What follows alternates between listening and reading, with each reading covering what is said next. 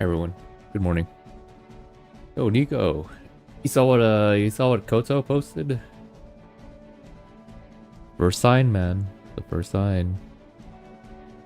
Wait, hold on. Is my Discord on the main monitor? Hold on, I don't want to show anything. Okay, just double checking. Head it up in DM.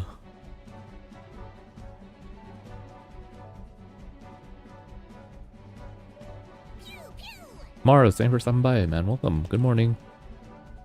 We're just posting our socials and we can get started.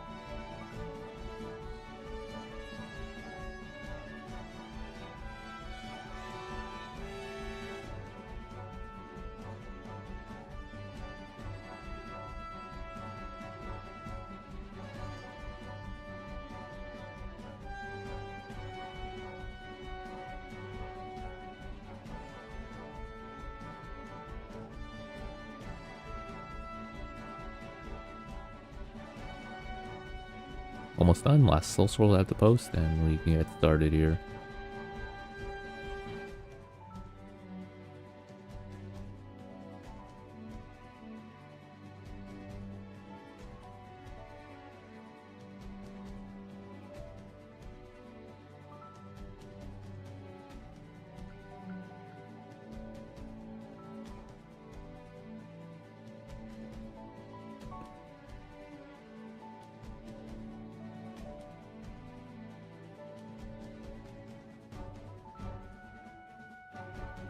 Hey, Andre.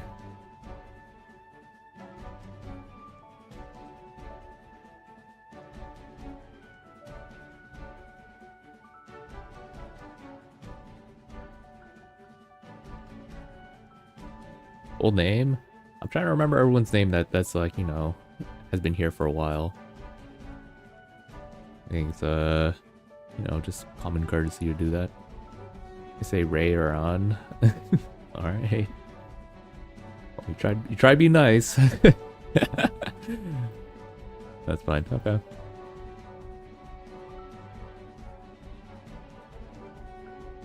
Alright. We have 6 minutes to enter the raid, or the field boss. I need to do that. Good morning, everyone, once again. Let's close these.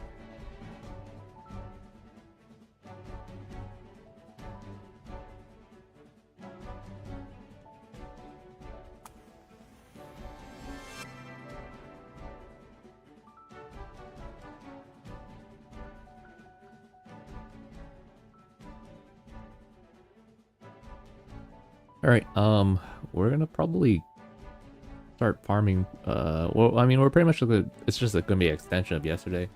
But, we're gonna try not to have that much downtime. I feel like I've just been having a lot of downtime.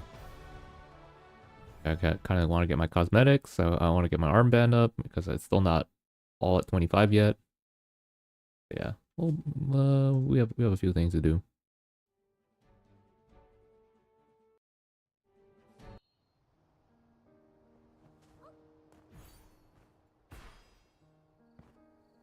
My audio at, it is, oh shoot.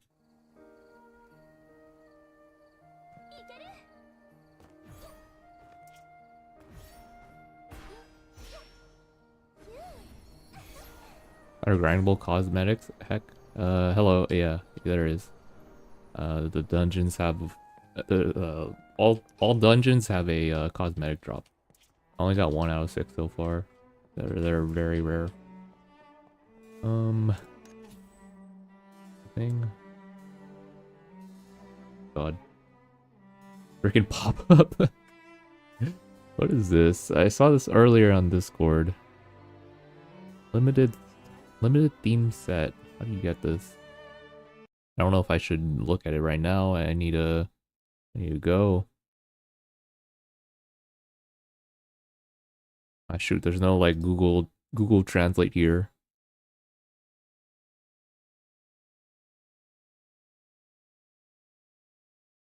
Okay, I'm gonna just assume that we get it for free. Um, 38, 13.8.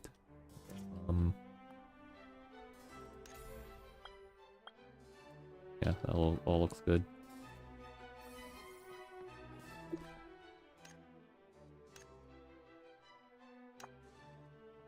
Well, we made it, I think, hopefully.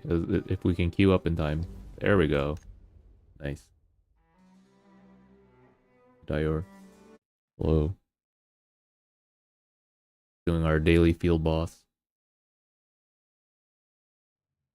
Morning burn toast.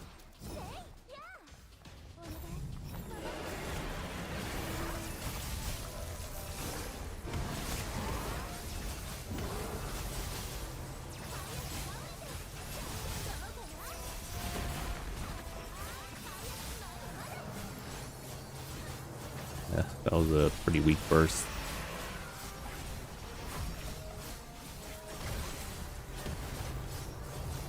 Come on, I can't hit 20. Wow. This is very unlucky, guys. I'm trying to hit 20 with one of my basic, and I did it like 12 times already. Can't hit it 20%. Very sad.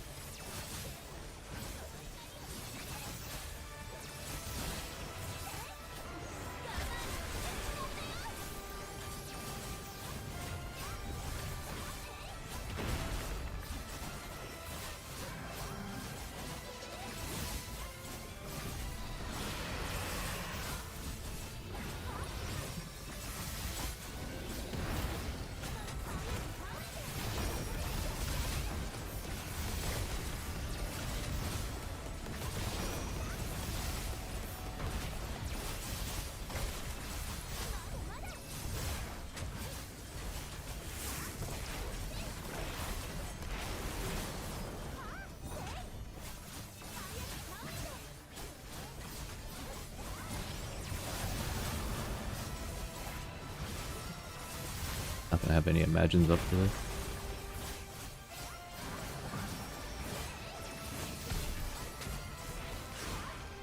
Holy, what the? Who's over there?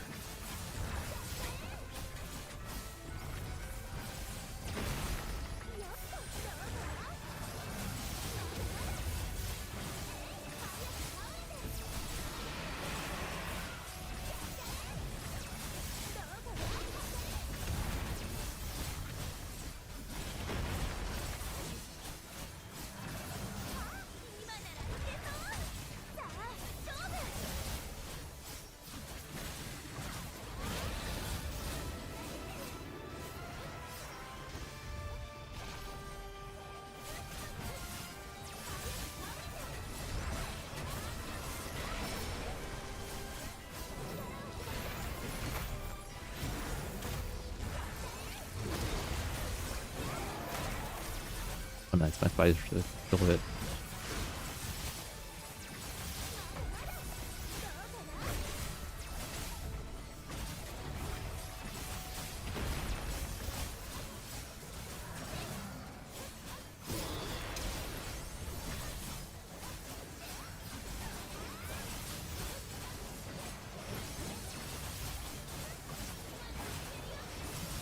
I see your Assassin's Palace. Oh yeah, sure, after this. We have enough time to burst them here.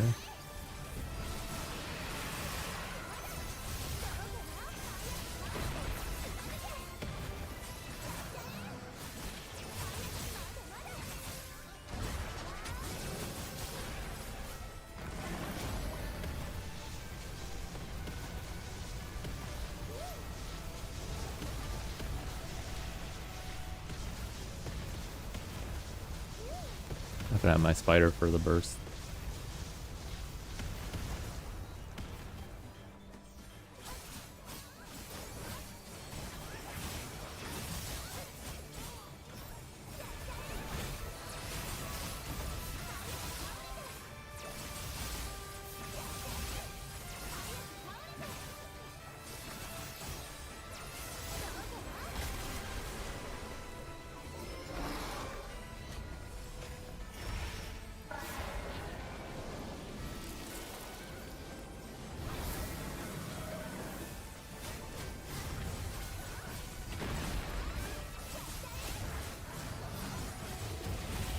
I wait till my move. Probably not. I think it's too far away.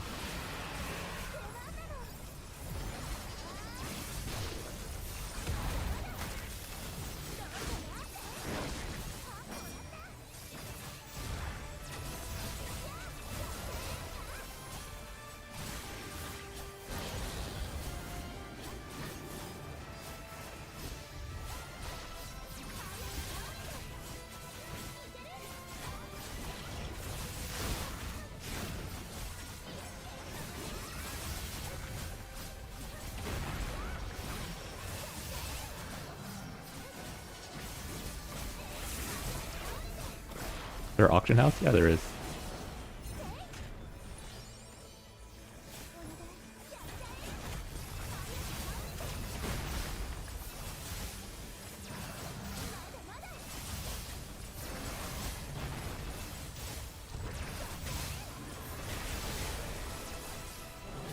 Oh, that's unlucky.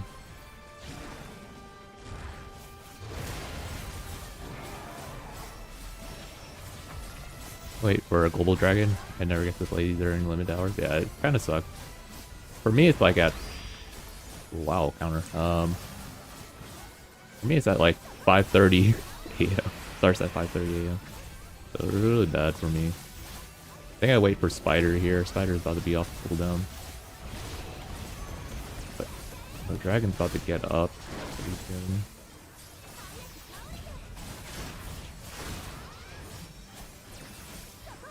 Oh, we just pop it.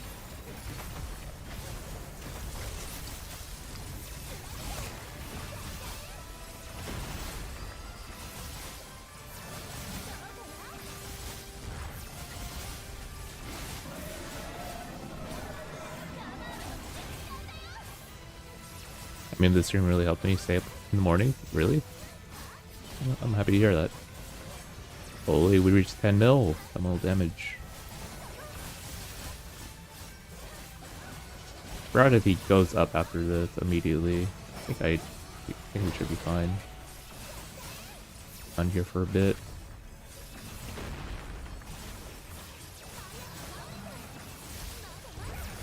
Yeah, that's fine. Nice.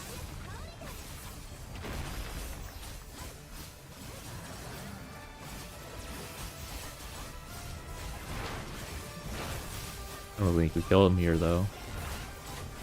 He has one more invulnerable phase.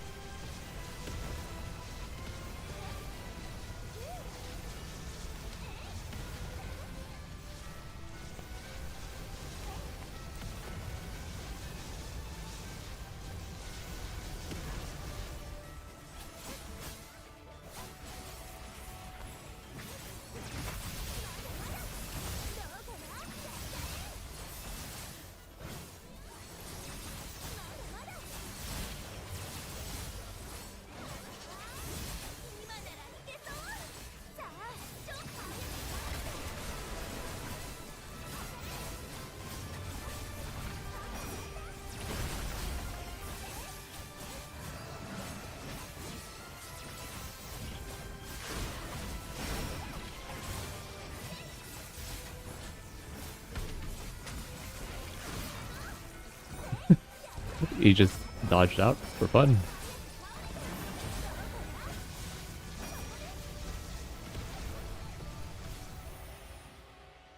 Unlucky. Holy, we have so many tanks. Why did so many tanks queue up in this one? There we are at the top for DPS.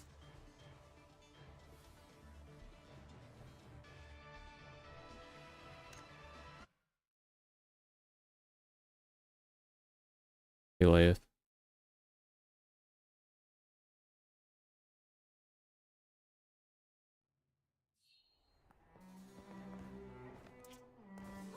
Yeah, someone was asking for my talents and stats. Here's my stats.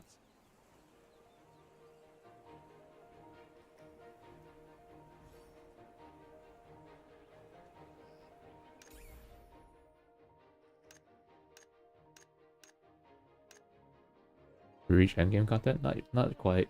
Endgame content's at August.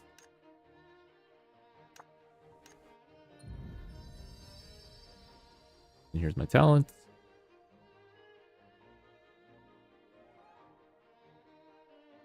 Yep, no problem.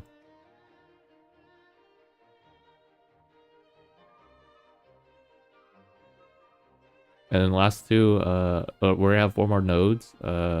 The next node I'm gonna get is this one. This one ignore your Yaido slash. Your one ignores 30% Fizz defense.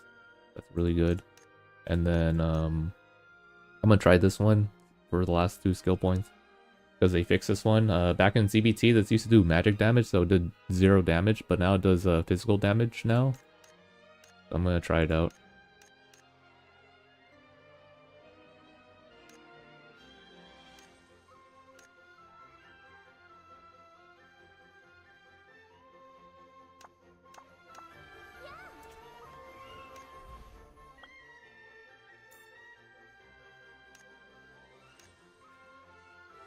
It's already released in other regions, and the closed beta test coming up. It's just NA. It's for global, so like EU, NA, etc. Any of the countries that can access global. And then it's also not region locked. At least for just the beta test, it's not region locked, so you can access it if you want. Okay, we're gonna do half an hour fishing, guys. That is our daily activity. we gotta do that. It's only released in China fully right now. Yep.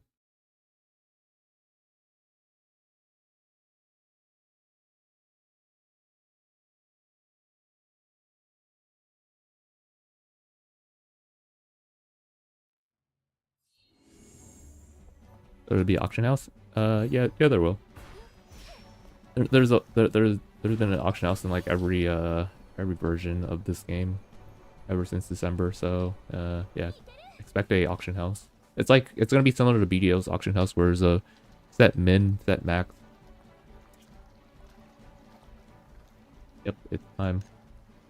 You know it, guys. For those that are here for a while, you guys know it.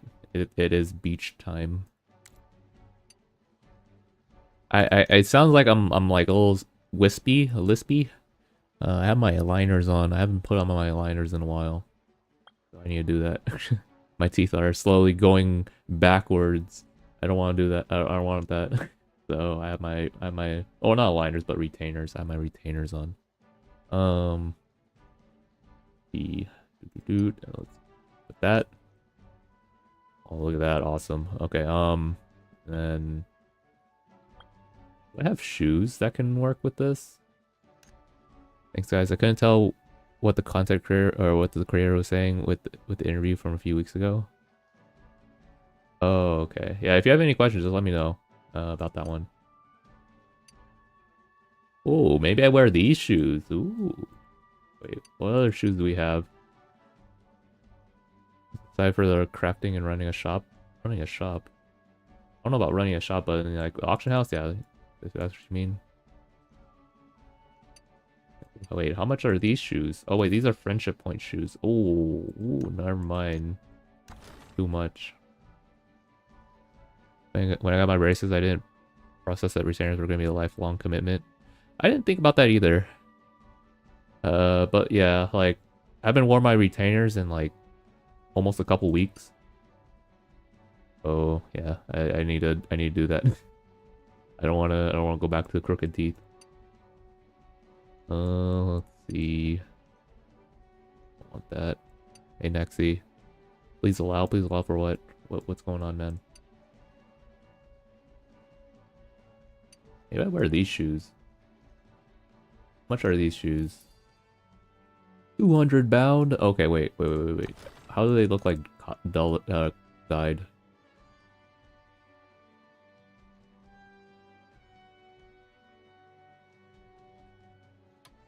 Yeah, you guys don't get to see my feet anymore, right? No more feet stream.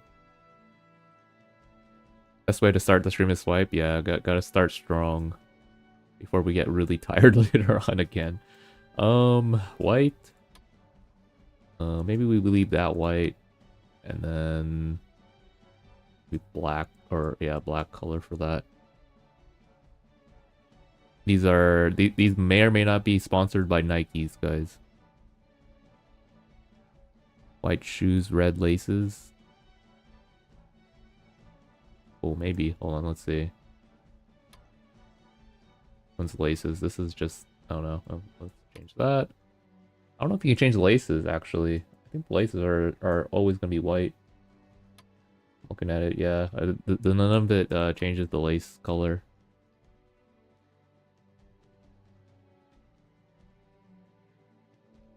Wait, these shoes you can get for free? Cultivate? What? I welcome by the way. Yeah, I've been missing a lot of check-in rewards actually. Oh shoot.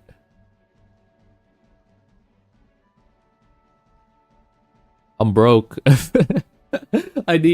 Oh yeah, like after the first couple days of post launch, I just forgot to do the website check-ins. I'm missing out on a lot. Hey, good morning. Good morning.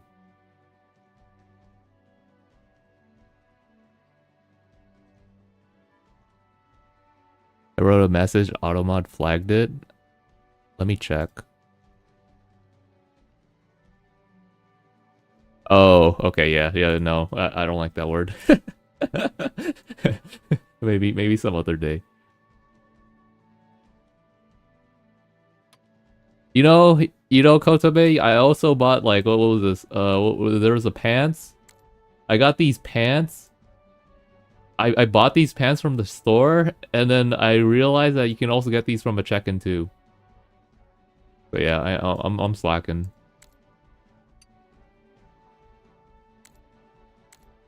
All good. We're funding the game, guys. This is how whales live. No. I actually didn't know that they were from a check-in. I would have gotten them. My bad. Well, anyways, you know, we gotta put money into the pockets of Bakura, so they keep making more content. All right, well, we got it. GG's, guys.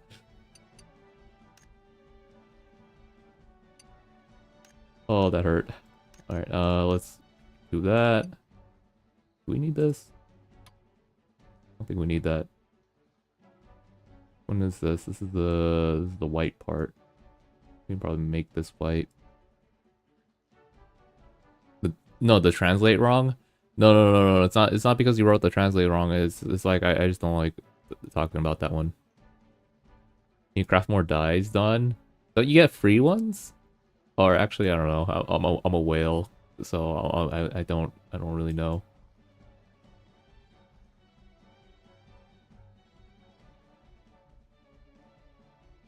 It's just black, and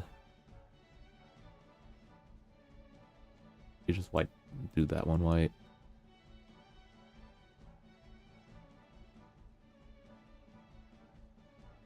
Maybe two should be black. Oh,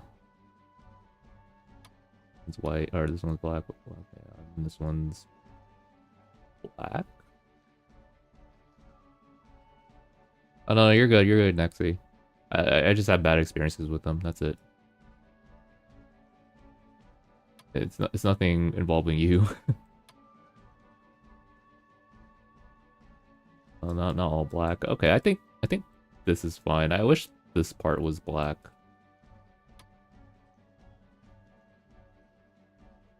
You can get daily dice, but not enough. Yeah, I guess I'm a whale. So I bought the I think this piece right here, when you buy it, it comes with dies. That's probably why.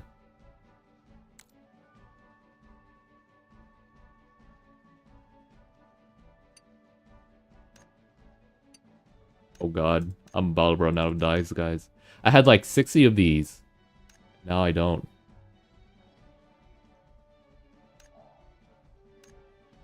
It's a dark day. We don't have any more.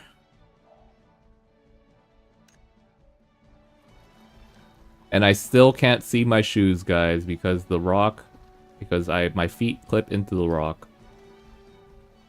Where's the best part? Where's the best place for immersion? I think right here. Oh no, it's in the rock still. We need more guys. Yeah, we need more guy characters. Oh wait, okay, right here is fine. Nice. Hello from the car. Bidoof is on surround sound. Hello, man. Hello, everyone in the car. Okay, let's see. Let's 30 minutes of fishing, guys. Where's my life split at? Life split? Oh, there it is. Oh, also let's get rid of the sword.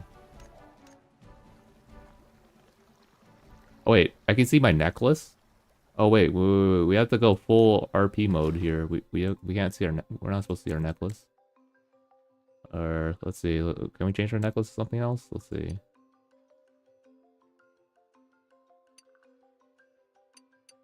You get this. Oh. Oh, I'm not getting that. I just go without a necklace. I just cover it. There you go. That's fine.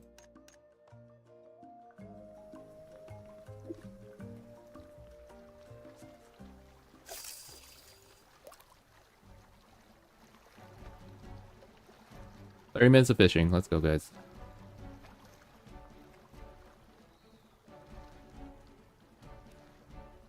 Never make female characters at MMOs because this might be the first one, only because male costumes look like. Do you play a lot of Eastern MMOs? Because it's kind of like that for like most Eastern MMOs. The female characters look freaking amazing, and then you play the male characters, like you just have like butterflies in your stomach, man. I don't know if that's the right term, but like you start having a tummy ache looking at the male characters.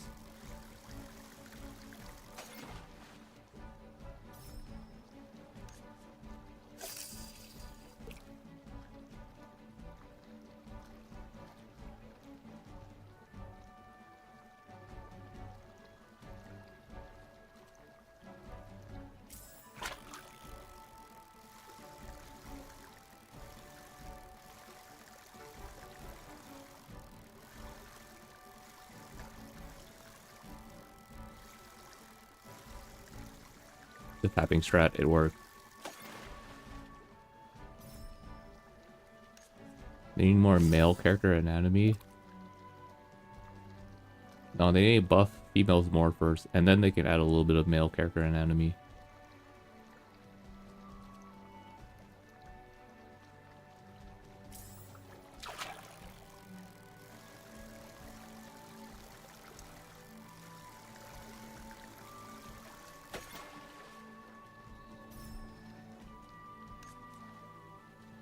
Wait, what?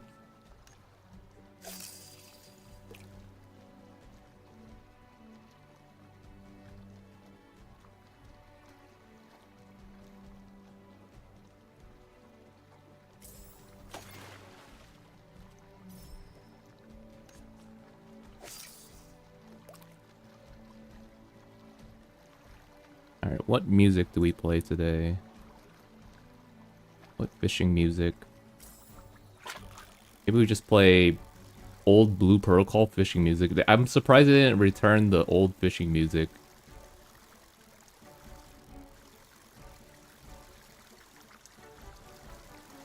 Play some Maple Story music. I recognize the channel name already in the link.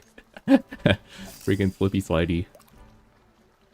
Whoops. Oh, we play some Aqua Road music? Nah, I'm not feeling Aqua Road. Or actually, maybe I am feeling Aqua Road. Maybe we do that.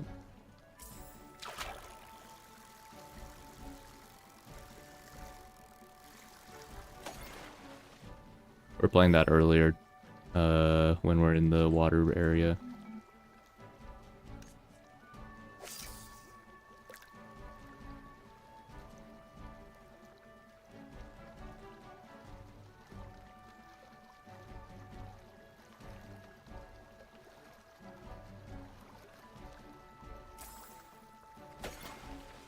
I mean, I saved it for future fish scenarios. The thing is, though, that like I played a lot of this game, right? So when I'm thinking about Aqua Road, I'm thinking like I'm in the water, not like not like right next to it, you know. Hopefully the tsunami. By the way, there's a tsunami that's gonna hit Cali. I hope the tsunami doesn't reach BPSR. Hopefully not. I'm just fishing away.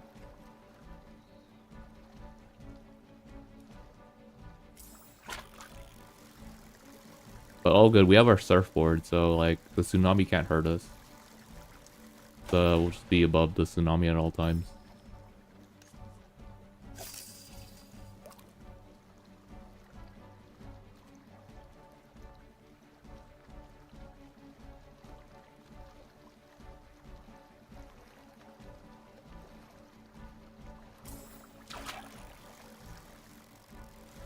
Oh yeah, huh? But Nico is playing me on surround sound in his car. But yeah, we should blast some tunes in his car. um, let's blast some Maple Story music in his car. You like water music? Because we're about to get hit by a tsunami over here. Or actually, I think Nico's fine. I don't think he's in West Coast. Oh shoot, I think that's too loud. Lower that a bit. Oh, wait, actually lower that even further.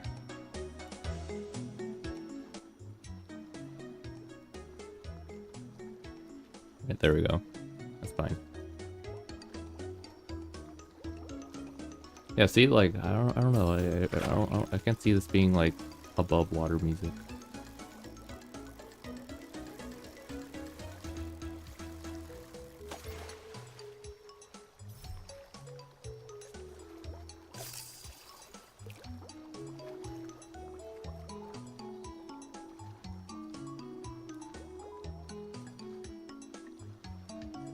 Animal Crossing.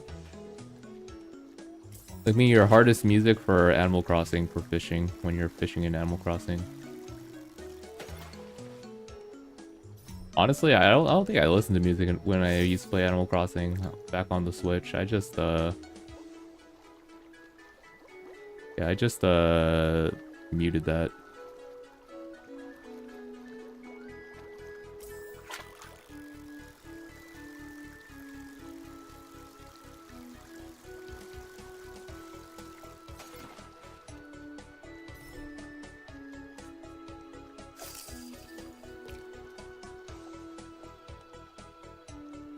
Remember that old school Donkey Kong game with the most crazy underwater soundtrack?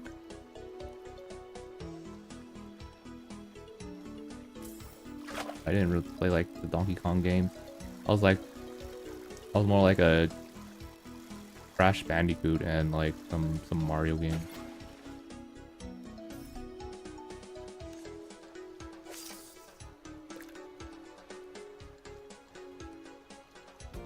Oh god, I do remember those. Wait, that's not Animal Crossing. Isn't that like Wii Play or something? Those fish look very familiar when I saw the thumbnail.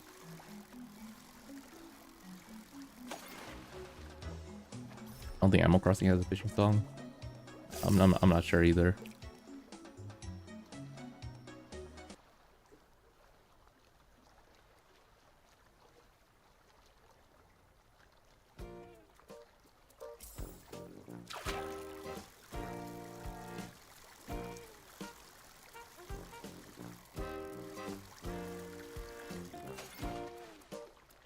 Some like good beats to wake up to,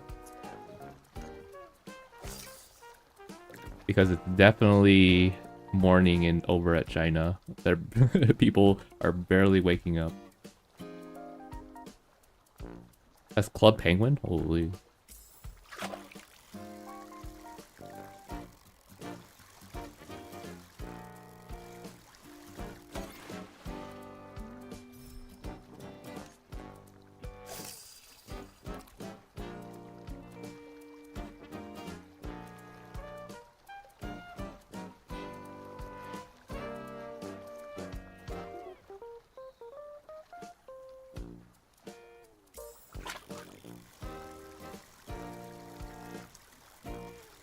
Fishing tourney. New Horizons. Oh. Is that the one on the Switch? No, right?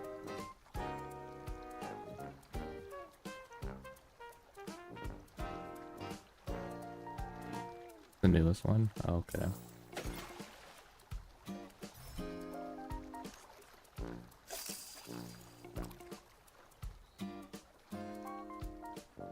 Dang, you say it's the newest one, but like that back then, I was like, yeah, that was all the way back in COVID era, huh?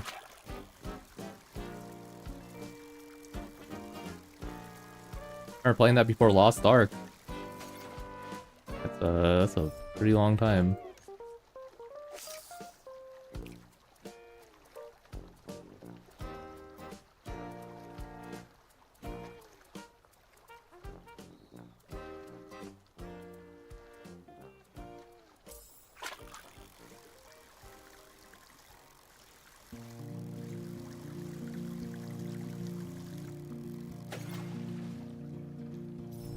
So much? Oh, you're good. You're good.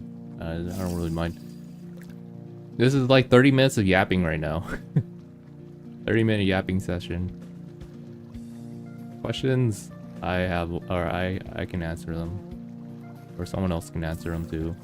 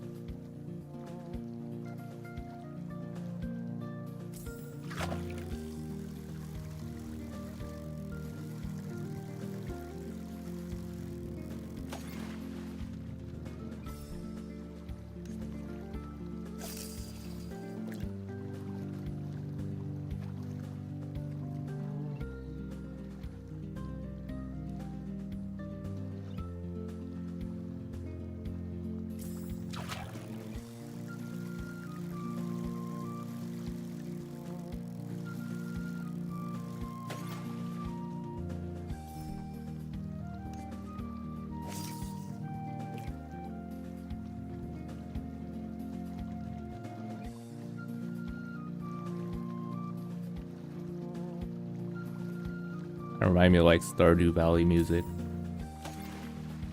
Almost. Like very close.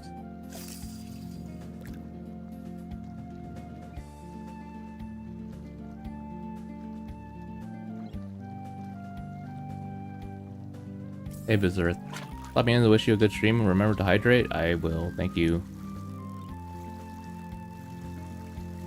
That's our that's one of the most threatening things right now while we're streaming is when it gets to like 4 p.m. That's when it starts like, that's when I start really dying.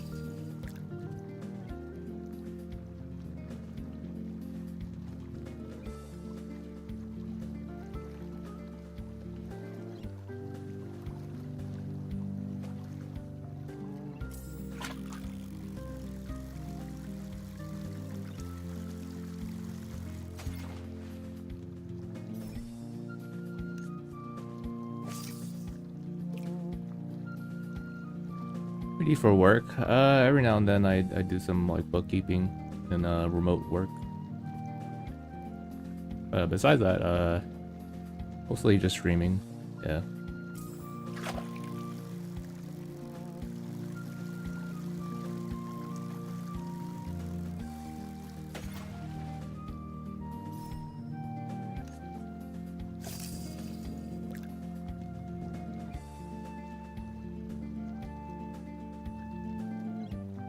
Huge remote life, yeah. But then like obviously like I don't really make a huge amount of money, but so we just try to save when we can. But then like, you know, sometimes I just wanna, sometimes you gotta treat yourself. I've been saving to spend in this game for like a while. For about a year. Like I mentioned how I went full free to play in like Crystal Battling, where that kind of game, like it tries to suck you out of every dollar. I went $0 spent in the game. I still enjoyed it. It was fun.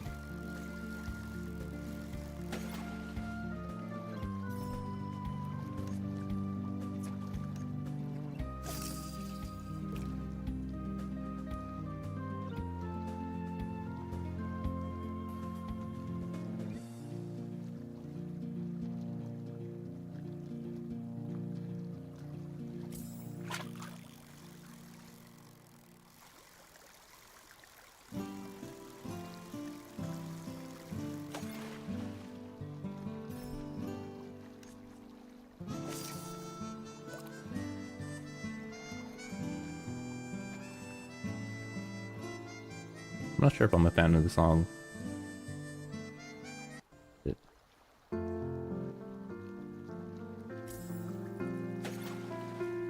React to any videos today? I can. I don't really. Oh shit, kind of loud. Hold on.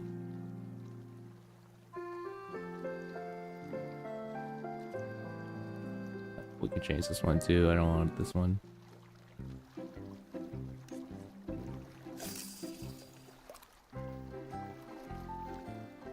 Yeah, yeah, that's what I'm doing. All good. I mean, it's a playlist, so it's like I can just kind of change it to whatever. But then, yeah, what videos can we react today to? I don't know. I haven't really been looking. I guess many people were talking about like all the tower bug. I don't know if Ten made a video on that. Maybe. Let's see.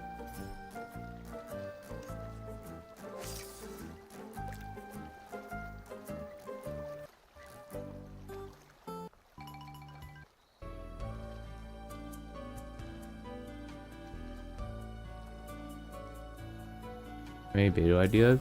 I really don't. I don't have anything really planned. I'm just enjoying the game.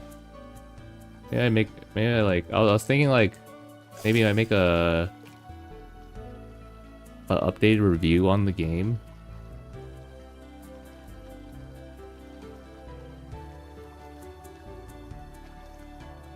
Because every day people would come in here and ask like, hey, what would you rate the game? How's endgame content? You know, how's this or that? People are just curious. See if my review still holds up.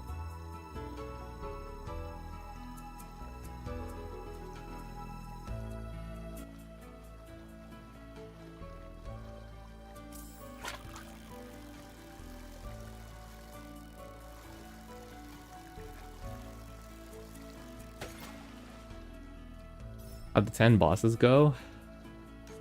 It went fine. We got to like boss number 10. It was at like 20% health, and then I got internet, like my internet dropped for like 5 seconds. I was so scared. But then yeah, it still counted, thank God. I don't know why it needed to add the extra suspense there, but it is what it is. Are you in an NA guild? No. Asked a friend if I can join their Chinese guild, and they allowed me to.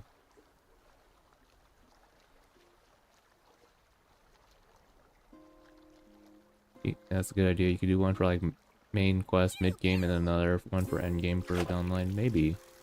I have a lot of options on the table, I think. Heath Myers, thanks for some by.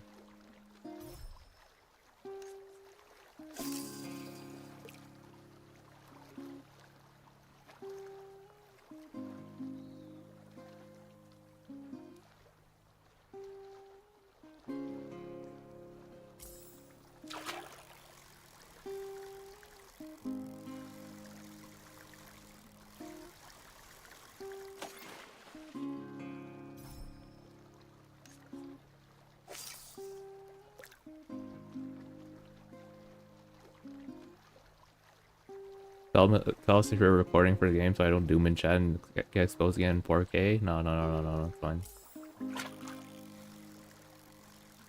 It's all good, man. Like, no one has made a leveling guide. I mean, a lot of people are just... I feel like... Oh, for me, like, I'll be making a lot of guides, don't worry, but, like... I don't think... I don't think it's time yet. We'll get some more, or we'll get some going towards the closer to the release for global.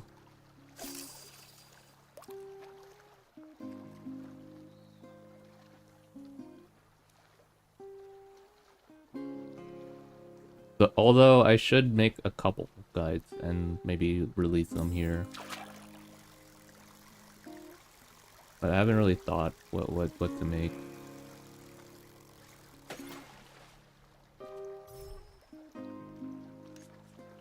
I've just been kind of stuck in this like stasis, just thinking. While I'm stuck in the stasis, I am enjoying the game though.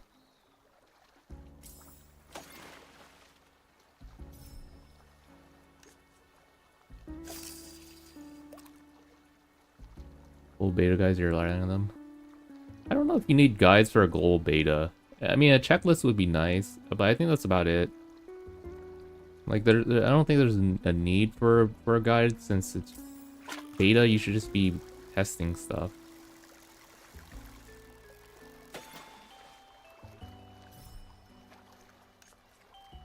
I get it if it's on like launch because you know you kind of want to make sure you don't make too many mistakes. But then for beta, you can make as many mistakes as you want.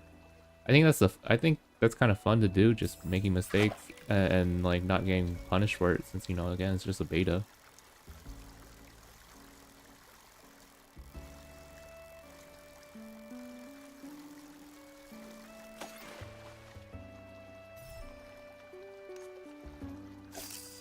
But then like for me, I should probably get some presents out there and maybe make a couple guides, even if like I don't think it's gonna be that needed. I don't think it's really gonna benefit the community that much. I think I should still like make my presence known a bit. So now I'm just thinking of myself right now. But then like thinking about you guys, I should definitely get guides out like before launch. Game sense, so I don't have a reference. It'll be fine. It'll be fine. I believe. I think you're gonna appreciate what I mean by like just not having that many guides for beta. Outside of like maybe a checklist, so you don't like miss out on like some dailies or something. Hey Ariana. Now, when you played the release game for a bit, how you feel about the game in short? Amazing game. Well, not amazing, but like it's a good game. I think amazing set for like 9 out of 10 and above, but then yeah, I think it's a good game. 7.5 out of 10.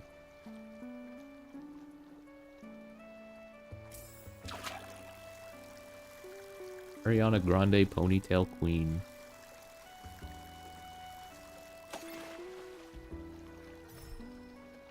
The name is longer than probably the short review I gave the game just like a couple seconds ago.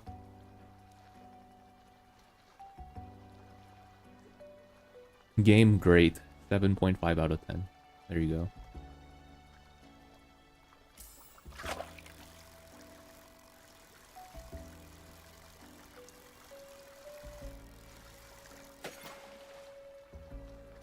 Though I've been thinking about it, because I've been saying 7.5 out of 10 for a while. After post armband, I'm thinking to lower it to 7, but back down to 7 out of 10. Because there's been a lot of things. There's been a few things that they have just been... They said they're gonna do, but then they like backtrack on it, which I'm not really a fan of.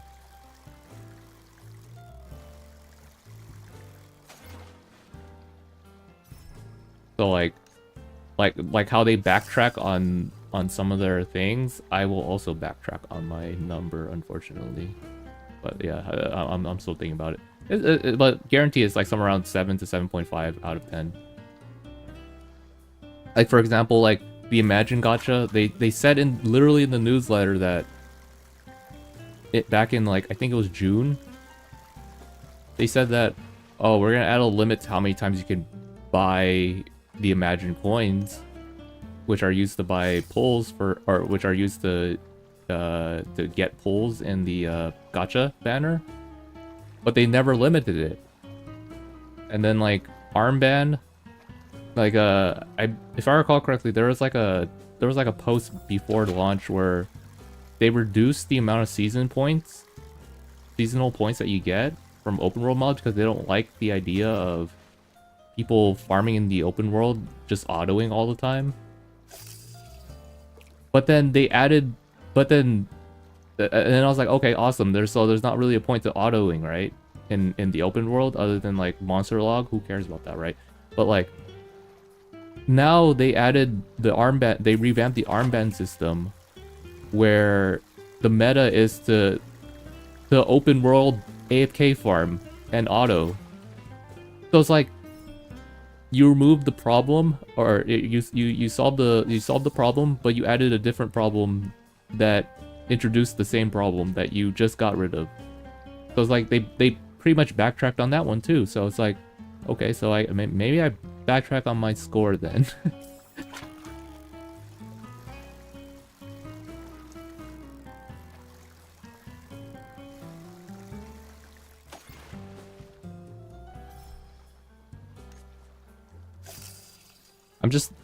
I mean, I don't mind auto, but I'm not a fan of this kind of auto where everyone is just playing a range class and standing in the middle of the room. That's pretty much the meta for armband farming. It's like literally the same as original Blue Protocol, where where everyone's playing the range class and they're standing in the middle of the room and just auto and just like using their basic auto the entire time. I didn't like it in original Blue Protocol. I like complained about it, and now it returns. So it's a little upsetting, but like I don't really do that on stream. I mean, obviously that's not going to be that great of content to do. So I mean, like I can honestly just do bandits instead because they give me mats too.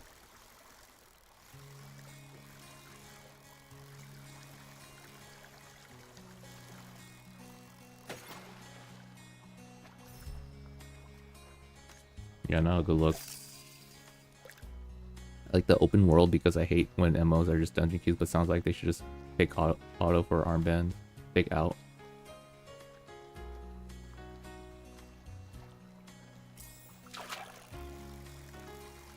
I wish you can farm armband materials in dungeons.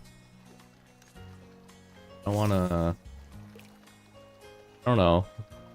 I mean, I get the idea, you know, like, not having everything in dungeons is great, because now you can, you have, like, a purpose in the open world, but then, I don't know, I just don't think that's it. I don't think they did it properly, because now people are just autoing in like, one area in a rectangle room.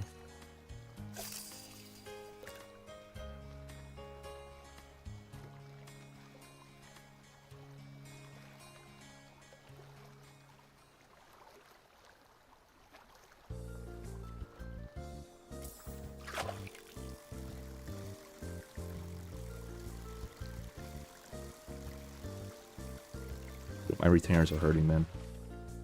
This is what we get for not wearing retainers for 2 weeks.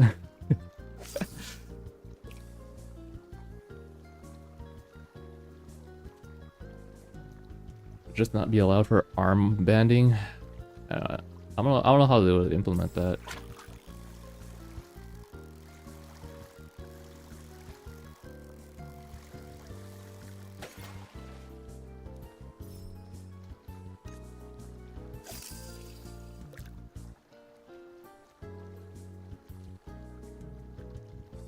Like I don't know. After maybe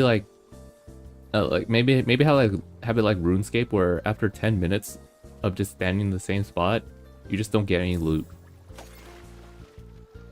You're like forced to just get out of there. I don't know. I don't think that would really solve anything though. Not in this game.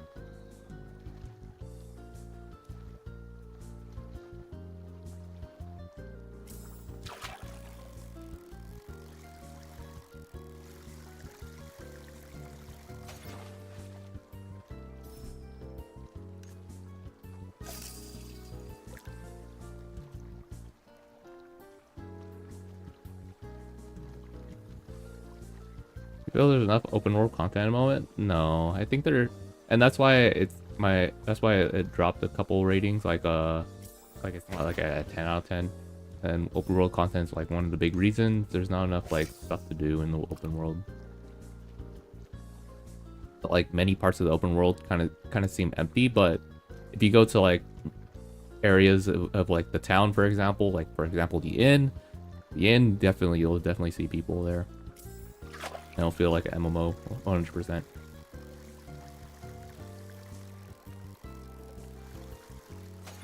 Hey, we're done, guys. 30 minutes of fishing. Let's do one more just for the road. Master mode, yeah, it's the next difficulty above hard mode. That thing's releasing August. I feel like they're pushing that it's open world, but it seems like there's not much to do in it. I mean that's just the reality of many open world kind of games. There's just, you run out of things to do in the open world, and afterwards you're just kind of meta locked into particular areas of the world, right? You're not really exploring anymore.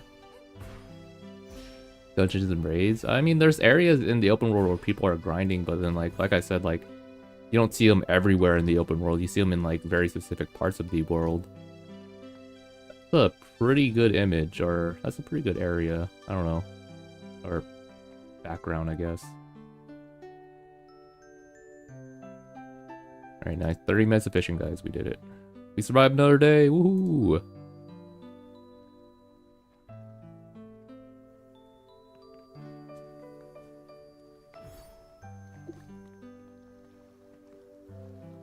What's our level at? 310 out of 570. Nice. I think tomorrow we reach level 6.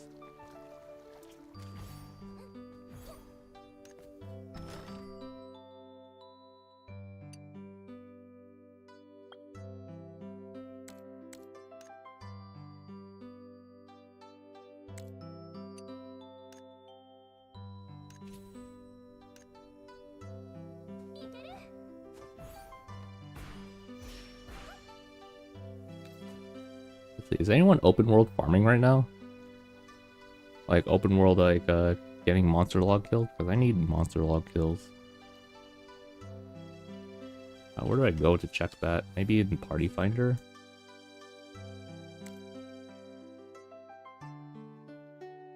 Oh, maybe this. Oh wait, maybe they're farming bees. This party might be farming bees.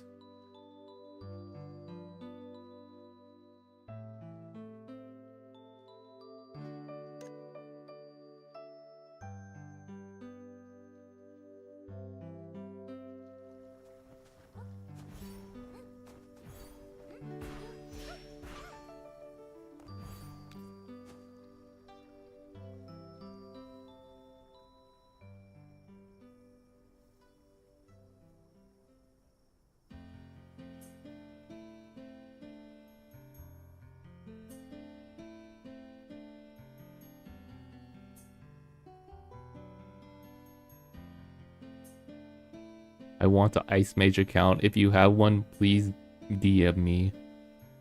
Understandable.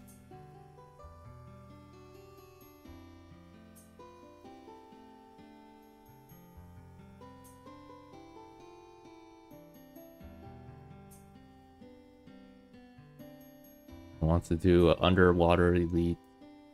Come on. Someone want to do open world elites? Please? Oh, okay. Oh, that was short-lived, guys. We have two options. We can armband farm. We can maybe do our life skills too.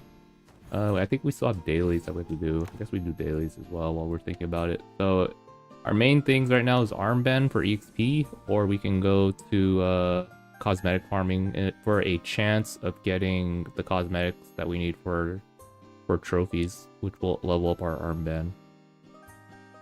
So level up armband or level up armband. That's our two options.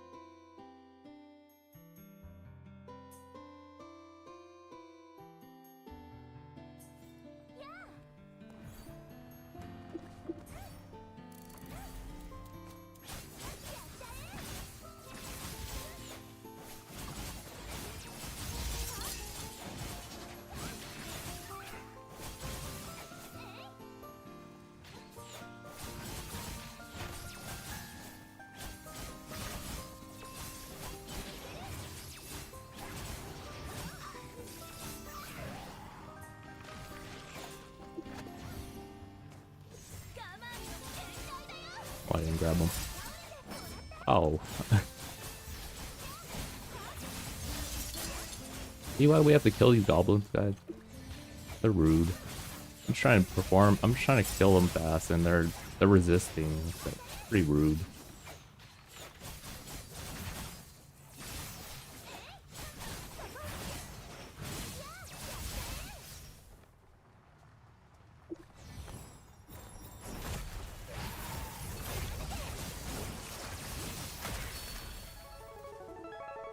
What the heck is this?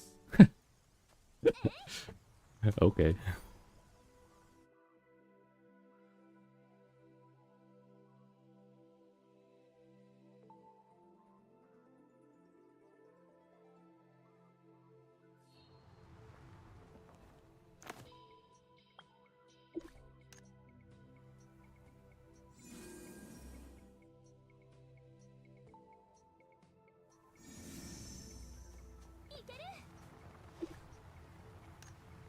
Oh, is that what it is?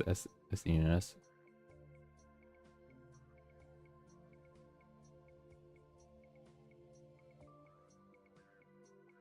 See, I'm not that old. My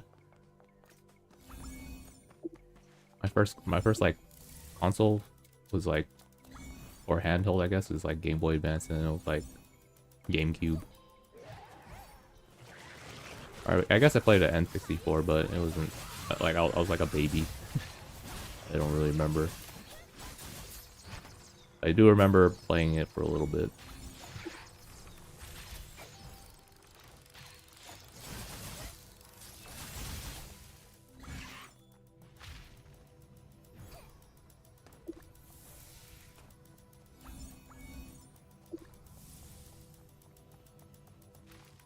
Look, I'm slow. Why am I walking slow?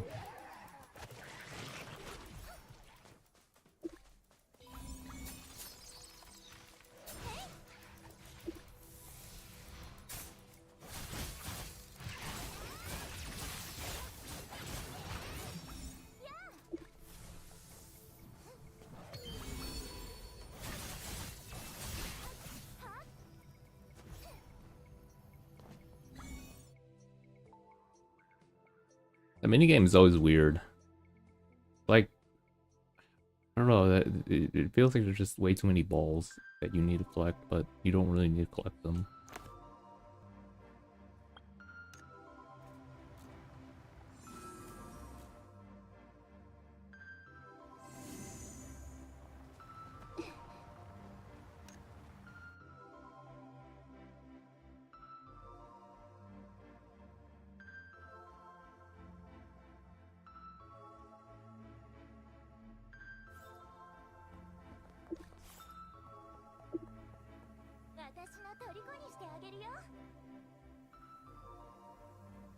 there a link for builds? Not this time. I mean, there's a translation sheet that has like all the like skills and stuff translated.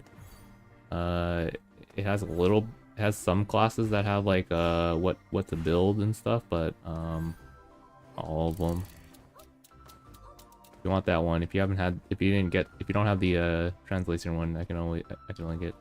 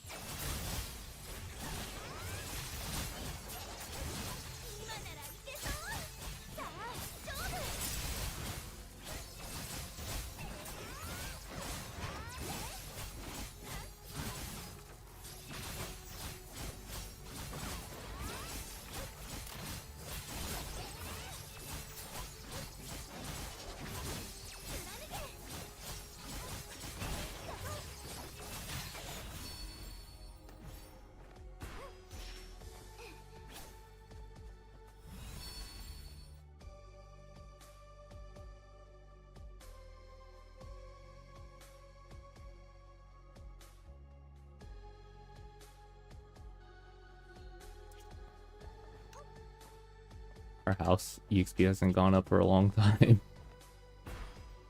When does that reset?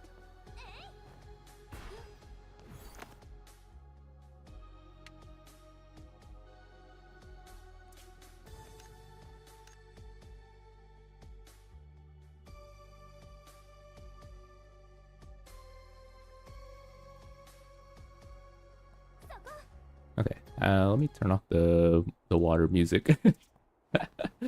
we can just play default music. Plants done. My plants are not done.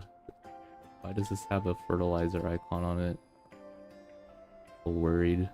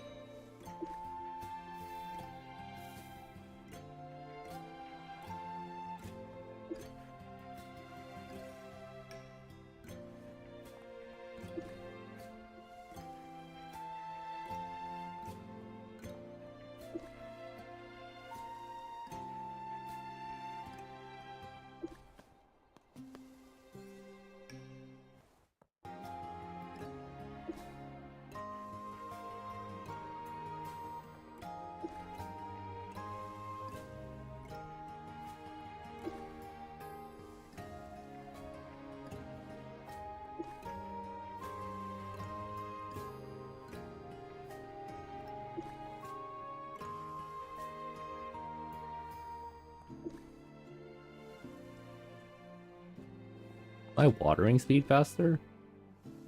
It's faster. Like thinking if water speed is tied to one of the like life skills for some reason. That'd be funny.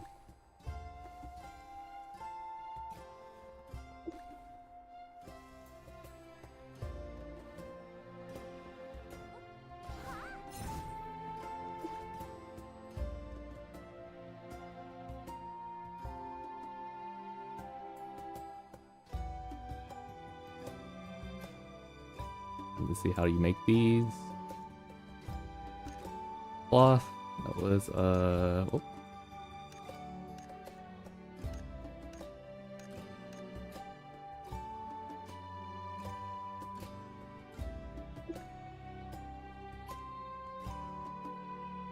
That one's easy, and then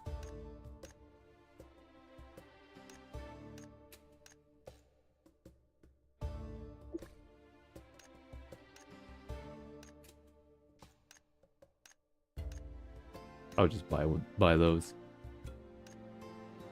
This one, wow.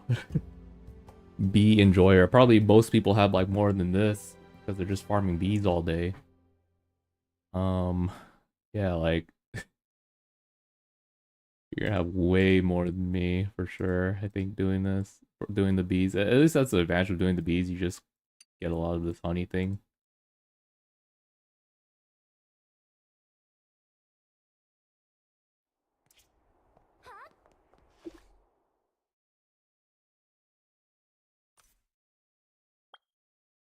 Is the end game? No.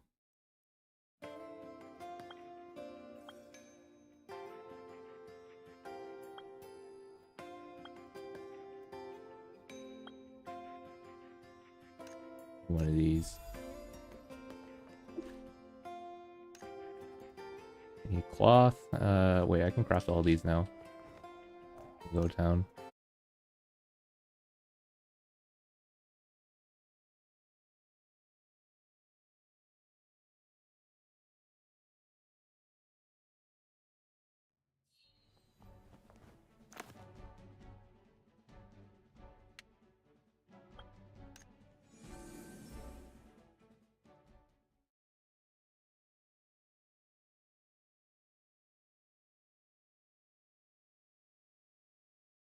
I think I need to start upping the processing time or decreasing the processing time for everything. Like that involves cooking, involves alchemy. That way we save a lot of time. I don't want to stare at my screen all day. Where is that? It's this one. Time reduction. Yep.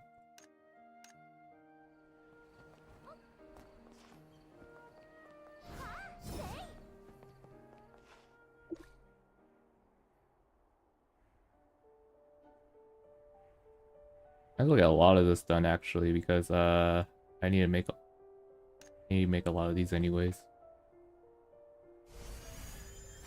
Oh god. This one. Yeah, let me just open up something to cover this. I don't like looking at it.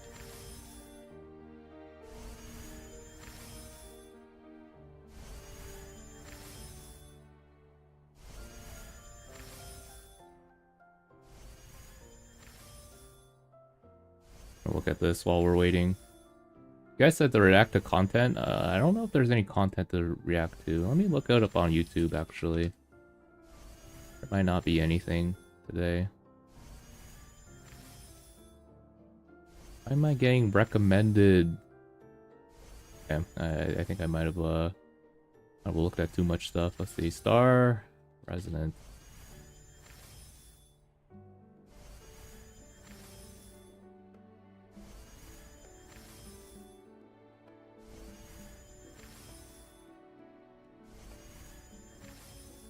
Maybe I should add blue protocol.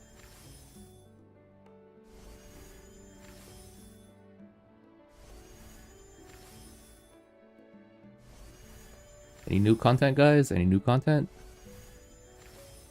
I defeated all the bosses and this is what I got. He just shows like field bosses and he's placing all the field bosses all over the place on the thumbnail. That's funny.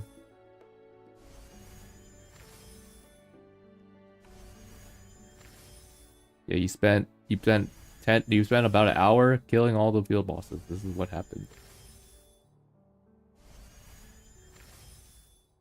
A lot of different languages. Where's all the English ones at?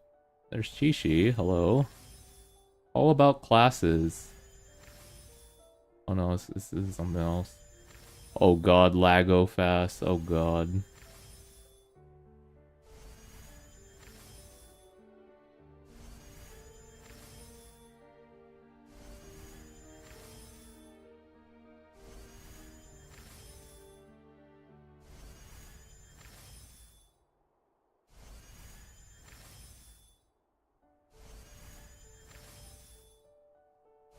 Doesn't look like it. Think star residence should change from an observer.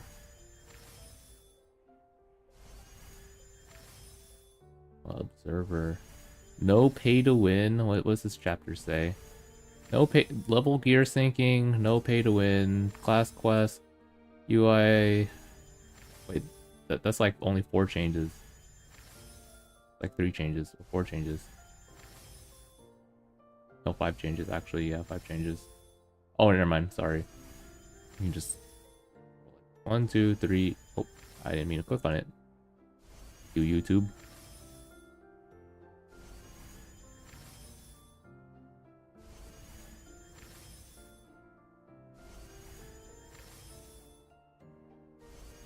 Wasn't this guy in my stream before? Polaris or Surreality? Yeah, I think he was.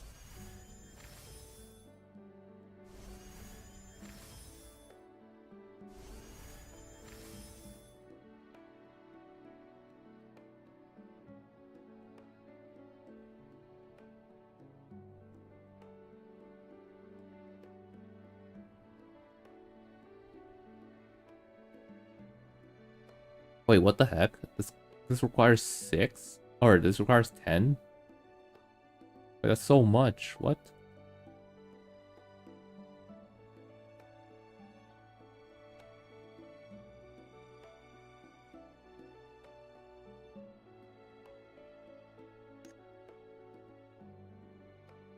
My money or my stuff.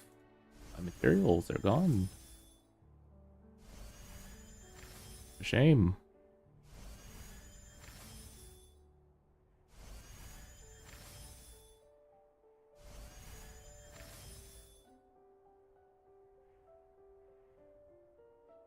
Wait, holy, there's dailies and weeklies on this now?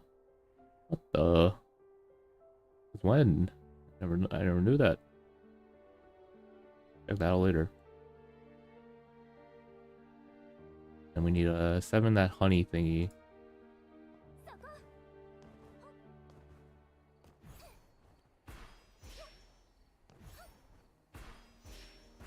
Hey, can I find this guide on your Discord?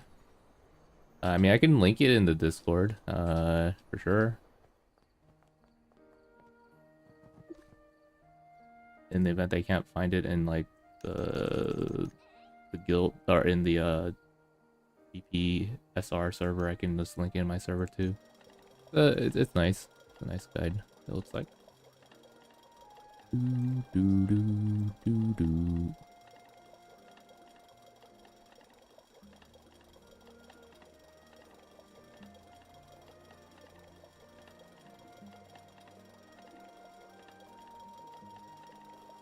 Okay, it will be under gaming info. There. Be under gaming info. No problem.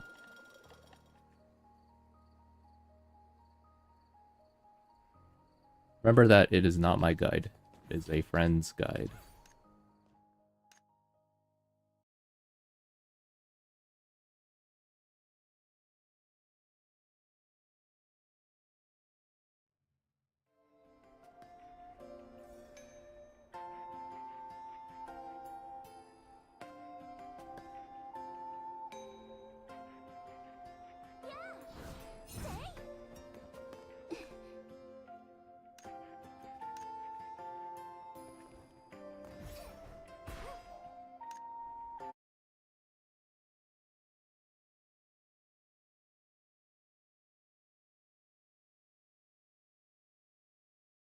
I do know that, and I know Kai from the list mentioned, but I trust him. Yeah. Kai is also knowledgeable.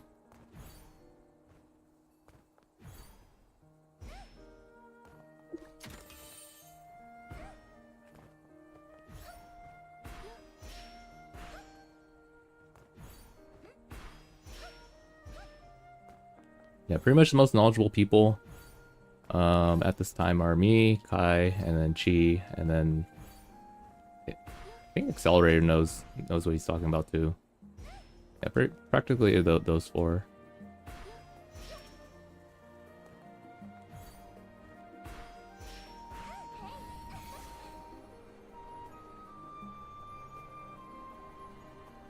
Okay, I'm gonna do some gobbo, guys. I need to farm this. I need to farm this cosmetic. Oh, I don't know. It's just cosmetic doesn't want to drop. Good one.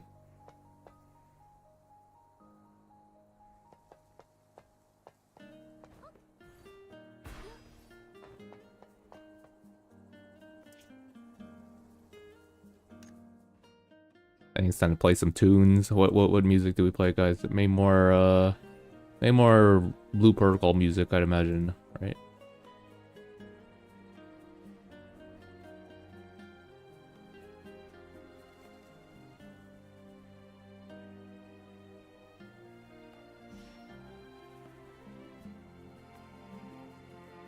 Oh, actually, I can look at the videos, right? Yeah, I can look at the videos. Bluff GG, thanks for stopping by, man. Welcome.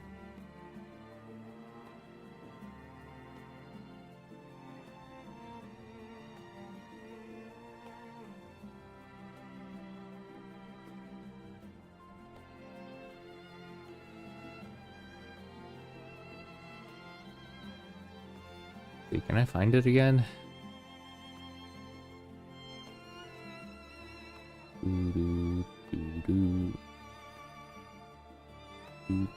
Okay, let's look at that. And then...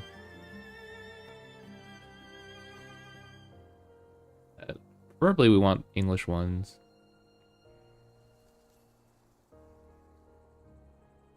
The global release is closer than you think.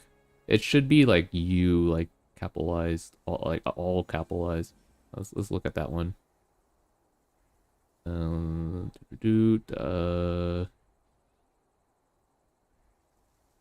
Your class, the best class for you.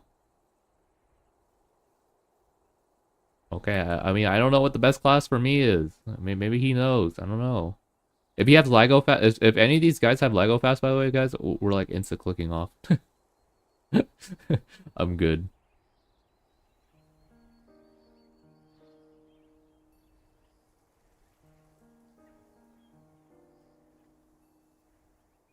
Complete guide to Blue Protocol fishing. Fishing.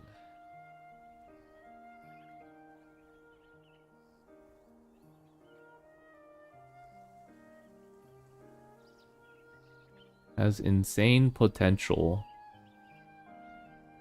Okay, let's. This is a new content creator that I haven't seen yet. Mr. Tag the Legend.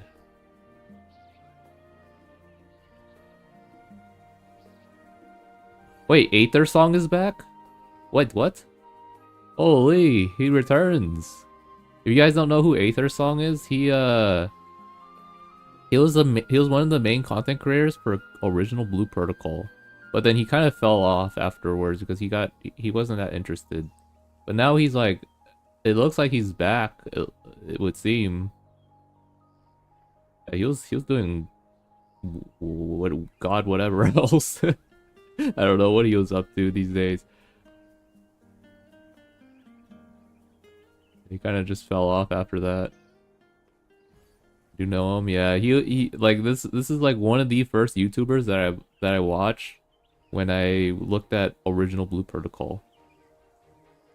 So I mean, well, it's only out of respect that we watch what he has to say. We'll watch what he has to say. Let's say auto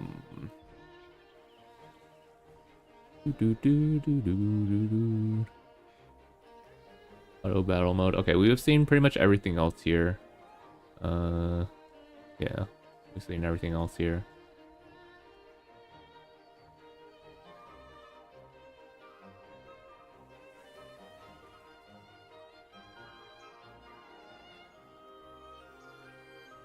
While we're farming Gobbo, I guess we can watch some YouTube content.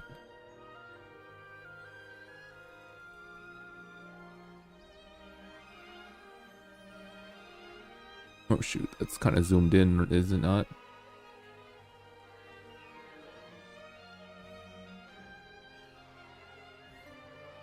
I was always tuned in because he reported news about the game the second it dropped. Yeah, dude was like super invested. It was nice.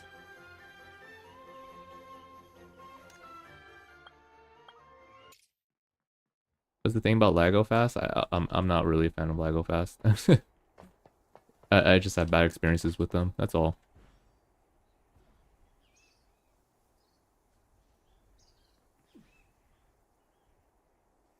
Okay, let's lower the volume on the in-game, and then let's listen to some of these.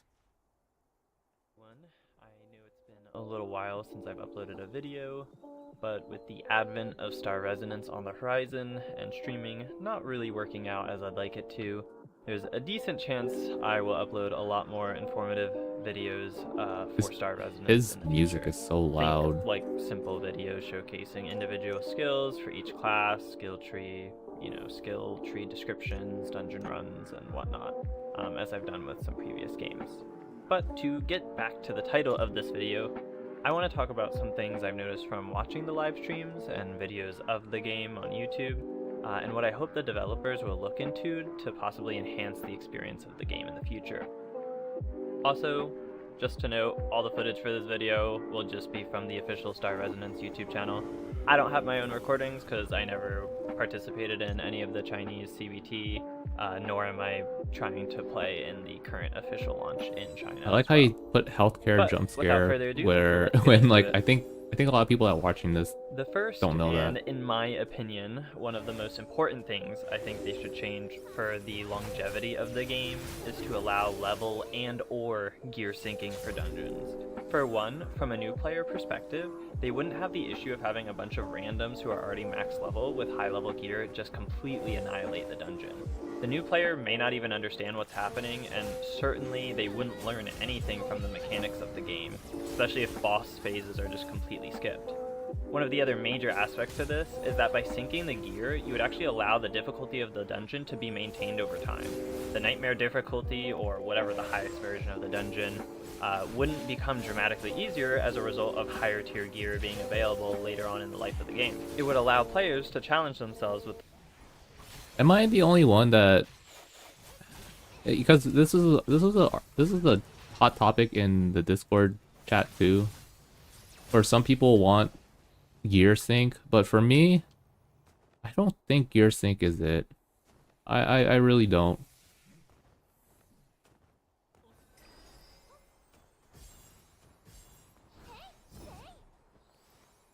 Because like, hey Panda, good morning. We're talking about gear sync right now, because we're just reacting to videos.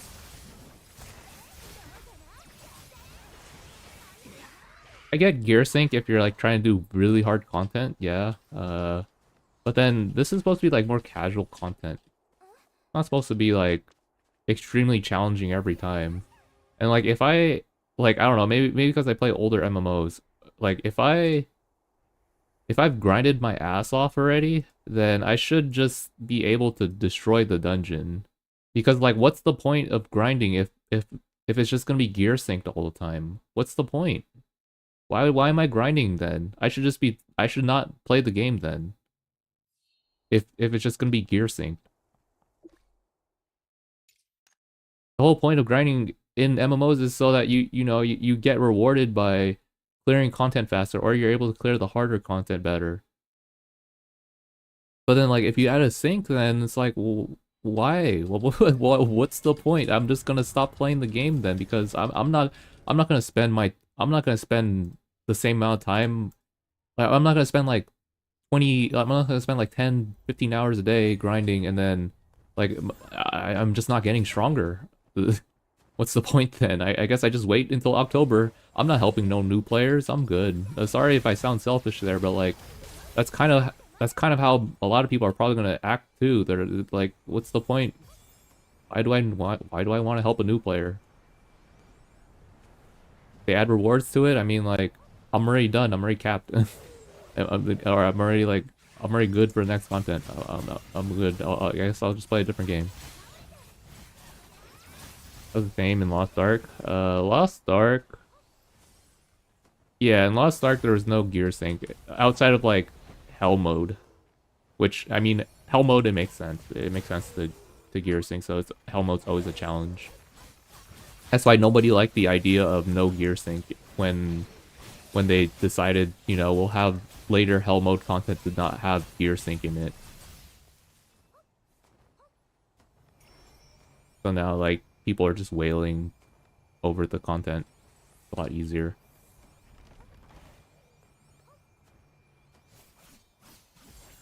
Whoops, what happened? Oh, we're missing some. He's saying gear syncs so that strong players can't carry new players through dungeons.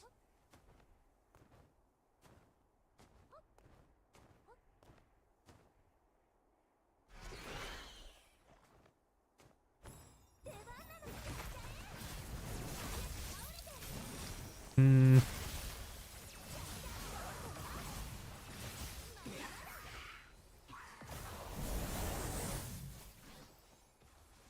get what you mean.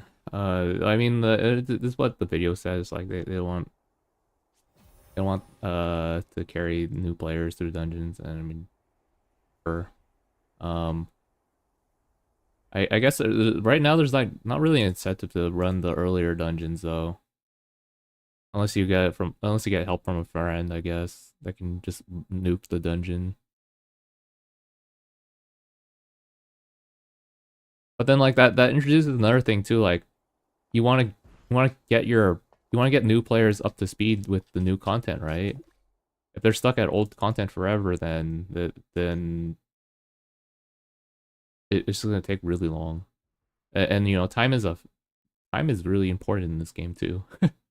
I don't really have a lot of time playing this game, or even if I have like a lot of time, I feel like have like several other things I can do to progress my gear rather than helping new players out. If it's gonna take like a very long time to help them out too. I don't know. This also does sound pretty selfish though. Yeah, the only reason I'm running Gobbo is because I want to get my cosmetic. That's it.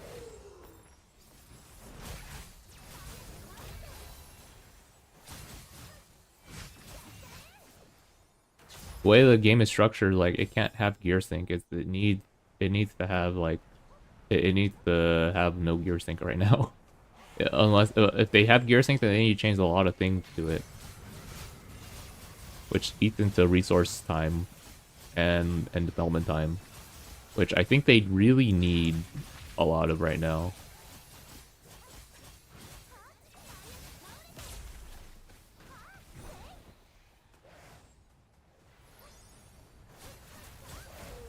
Because people are still worried about the end game, and we'll see how the end game is whenever we get to August. How that is. I hope it's gonna be fun. But yeah, that's just my opinion. I don't think it needs gear sync. A couple of people in the Discord says that it does need gear sync. I think the game is just designed not to have gear sync. But yeah. Well, like I guess it's just kind of neutral. There's like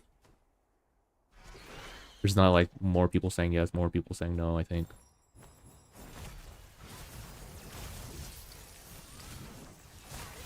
Can you finish this boss? Alright, let's keep going. Harder content rather than just waiting to gear themselves enough to completely bypass the challenge in the first place. I also think, as a side tangent, a lot of my thoughts and comparisons will be from Final Fantasy XIV, which I've played for the last 2 years, and they do both level syncing and gear syncing in that game, but one of the critiques in that game would is you even the think? I think you would think like some of your stats, like your physical or dex, or like your main stat. I don't know if you can really sync your substats though. I don't know about that one. And definitely not your talent points. Your talent points are going to stay the same, I think. Maybe some of your skill points might be synced a bit, so it's not too high.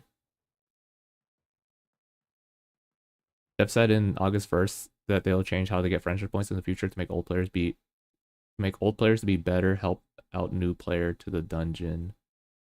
Oh yeah. I mean, I'm not doing this for friendship points. I mean, it is funny that I am getting friendship points off of the AI, but that's not my intent. I'm just trying to get the cosmetics Kotume.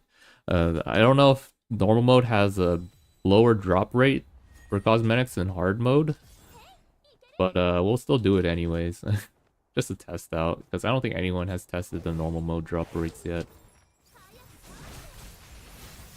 We clear Gobbo really fast too, like minute and a half. Syncing aspects mean you lose a lot of your skills you'd have access to at higher levels. Star Resonance could differ in this aspect by just doing the gear syncing while allowing the usage of your higher level skills. Would this still lead to some amount of power increase due to having access to skills maybe you wouldn't have had access to otherwise? Possibly, but I believe it would still be enough for it to not ruin the difficulty by much, if at all. And certainly I think it would make doing those dungeons, even if it's synced gear-wise, be much more enjoyable since you will have access to all your tools. I also want to state that they shouldn't get rid of the ability to form a pre-made party and queue into the dungeon unsynced if you really want to, but it shouldn't be the norm to expect Was not regular the player intended, to yeah. I get it. just queue into a dungeon. But again, I'm just doing with a it bunch of for the friends cosmetic, and have them all not friendship point. completely overgeared. I get where you're And on coming to from. the next concern, and this one is rather short and sweet and already echoed by quite a few people in the West. Don't have ways to pay for power. There's really no reason for it. It's hard to justify for a Western audience, and it's not popular from an optics standpoint.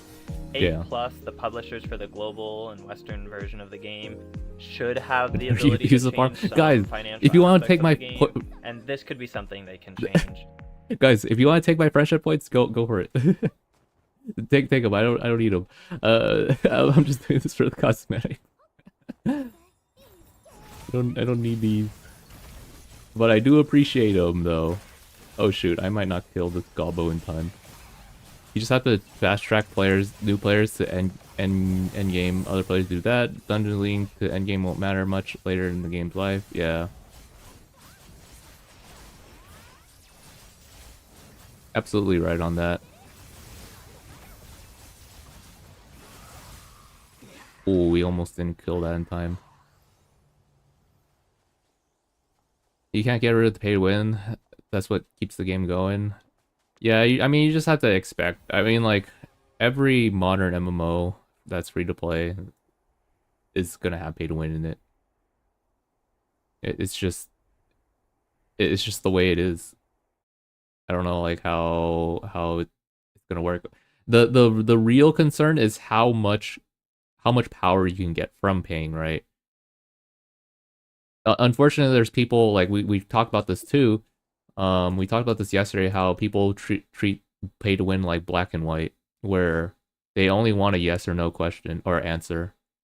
They don't want to understand that games have paid, or MMOs, modern MMOs have pay to win it all the time. They don't want to, like, know that you don't get that much power out of paying in Star Resonance. They just want to know if it's pay to win. Yes, okay, bye bye. So it really sucks to hear, but, like, yeah, pretty much you just have to expect pay to win. Like, I don't know how else to say it. Either that or, you know, subscription, yeah. But then, like, it's really hard to get a subscription going unless, like, your game is really popular, which I mean, Star Resonance had to start from nothing. Everyone wants something different. Yeah, you can't please everyone. Yep, that's true. I doubt that it would be anytime soon, or maybe even before launch, but it's something that I think many would be happy to see them address and fix, even if it was months down the line from the initial launch date. My third point I want to get into is largely something that the developers and the direction of the game has already been making some strides into doing, is the Holy Trinity that they have. The idea of there being a team composition... Holy, his music is so loud. I'm sorry, I just have to critique that. It's so loud. It's fine if person can't read Tester's comment about how small pay to win is. They can't be bothered. Yeah, they're probably not really good at reading dungeon mechanics. At that point, it's probably better to just have no gear sync too, so that, you know, you can at least carry them through the dungeon, because it might be too hard for them.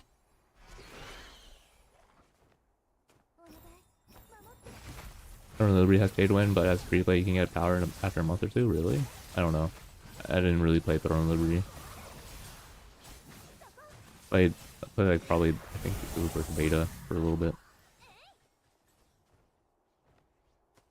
Where everyone has a role to perform, I think, is a great aspect for many different genres of games, but in particular I find it amazing in MMOs.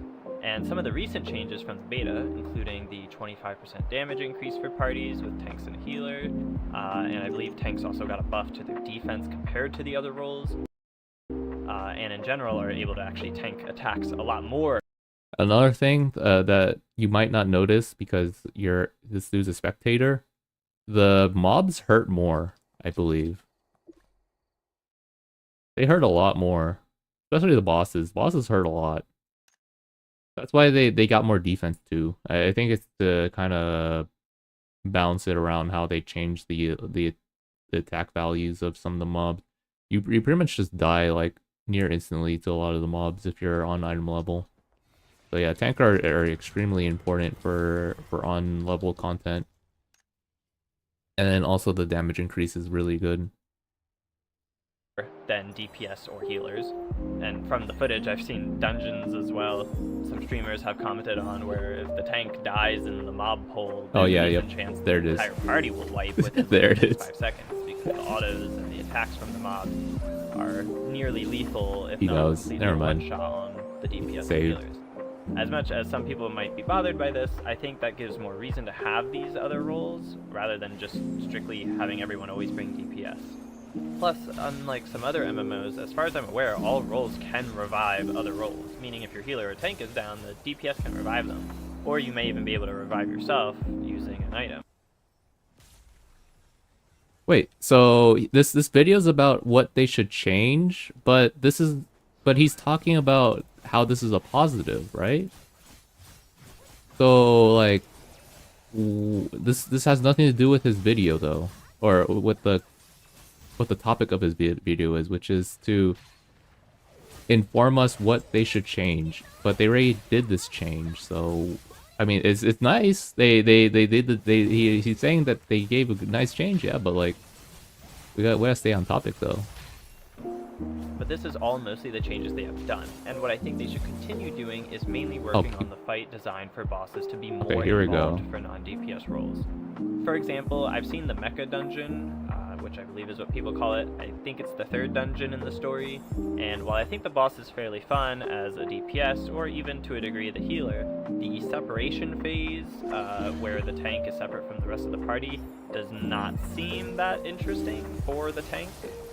I wish moments and phases like that would be not even necessarily fully reworked, but just add more stuff for the tank to do. As far as I'm aware right now, they kind of just run around and make the boss just continuously chase them, but they don't actually really attack the boss. Perhaps instead they could just have mobs for the tank to kill, or maybe they need to destroy something while avoiding the boss to create the little portal that you need for the other players in the party to come back to the like actual world or whatever. I don't know about that one. Like you have to still wait for you still have to be in a good position so that when the portals spawn in and then you have to like determine which portal your team should go to, you have like enough clearance from the boss so the boss isn't just spinning on you the entire time. I think you still have to like kind of worry about that. I mean, I get it for the first half of the part for tank, it's just kind of boring. You're just kind of doing tight circles around the mecha. But then like later on then at the second half, like you kind of have to like have good positioning, decent positioning so that the boss isn't just spinning on you the entire time when you're trying to call out the portal. I like different seasons, so they just revamped endgame every 4 months like PoE. Yeah, pretty much like they have like they're in a system where they use seasons. So October is when our next season starts. So it's like every 3 months. It's nice. It's funny that I've been playing MMOs for so long, but I still see people telling me about things I didn't know existed. I remember when the problems on MMOs were just pay to win or whatever. Yeah, times were simple, but now people are complaining about a lot of other things. Well, I'm old. I just I don't know. Yeah, I just enjoy the game. If I don't find it fun, I just find it fun, then I just stop. The same issues in FF14? Oh, is it? Been having fun with boss fight, DPSing it does feel pointless though. But thank you for your service though. Your service as a tank, invaluable. I'll be real. Tanks shouldn't be shot callers. Give it to healers. Give the healers or tanks. Definitely one of those two. And if the tank isn't DPSing the bad guy, the raid's gonna last longer. Yeah, I mean, you're not wrong. That's true. If your class can do damage, then do damage. Is before they die in like the other dimension. This is of course just like one example. I think there's I don't realize many how other little mechanics Aegis Fire does that for could be DPS. I don't. improved in similar ways for, you know, even healers or, you know, maybe other roles. But it's all just to say that I hope that they continue to focus on the specialization of roles and kind of reinforcing that holy trinity, because I think that there's a lot that they can do with it, and I think that the roles are capable of doing maybe a lot more if they let them. Class quests are something I thought would have been in the That's game, a lot of damage. especially with designs. It's like and 1 extra NPCs second save. seemingly using every weapon for each class in the game. I thought there would have been more class quests that would guide you through the skill tree at points, including the subclass specialization stuff. But from what I saw in the game, it's basically you just get an item, talk to an NPC, and then kill a dozen or so enemies in a field to unlock the class, and then you're good. Aside from the aspect of shared levels between unlocking the new classes, which could be a good or bad thing depending on what your perspective of leveling multiple classes is, I feel like it's a missed opportunity to add some extra unique content to the game. I don't even think they need to be eccentric quests with lots of complexity and cutscenes and narrative value. I think even just simple ones that introduce you to new skills you may be unlocking at certain levels would be nice, and a way for new players to get introduced to the skills they've newly unlocked. Admittedly, it's not a super big priority, and something like this shouldn't be, but I do hope they consider implementing something to a similar degree later on in the game's development. Finally, another aspect of the game which they may want to consider for quality of life as well as for possible harder content in the future are more useful UI changes and information. In the original Blue Protocol, I believe you could move around the elements in the UI with relative freedom. I think that has been brought up in the Star of Resonance as well, but I don't think it's been implemented into the game at all. It is something they should look into at some point, as people have wanted to move or adjust their class gauges as well as other elements of the UI. Furthermore, it would be a lot more helpful to have specific HP values of your teammates rather than just looking at the green health bars and kind of approximating how much HP you have or how much HP your party members have. It would also be valuable to even be able to see icons for buffs that your teammates have rather than only seeing your own. In other games, you can limit. I feel like that's a little too picky. I played many MMOs where they don't have HP values of like specific people. It's fine. I don't think it's really that needed. Maybe it'll be like a third party app or a plugin that you use or something. Show the specific HP. But like I don't think it's necessary for this game. At least we see a video about the new MMOs. There's a lot of concepts of standard to measure, and if it'll be good or not. Back in the days, we just used to install, play, and decide if we liked it or not. Yep. See, but the thing is now we don't want our time to be wasted. That's why. We don't want to spend like 10 minutes installing something on our PC and then playing it, test driving it, when we can just get someone else's opinion for it.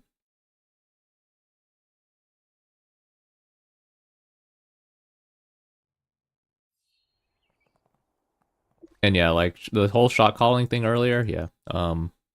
Like there's healers out there that are struggling to press their heal button when your team is not full health.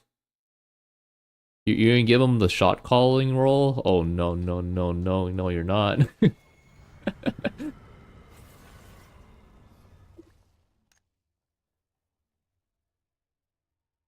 I'm just used to healers being shot callers because they spend time learning raid mechanics and planning ahead.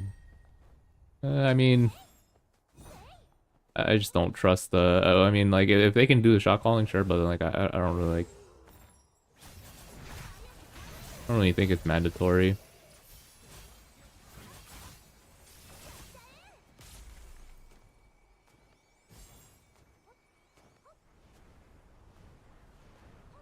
I'm not even listening to the video. I'll be honest. His mic makes it hard to listen for someone who just woke up. You're good. His music is really loud. I mentioned that. Maybe it's just his music. If he lowered his music, I think it would have been okay, passable. But yeah.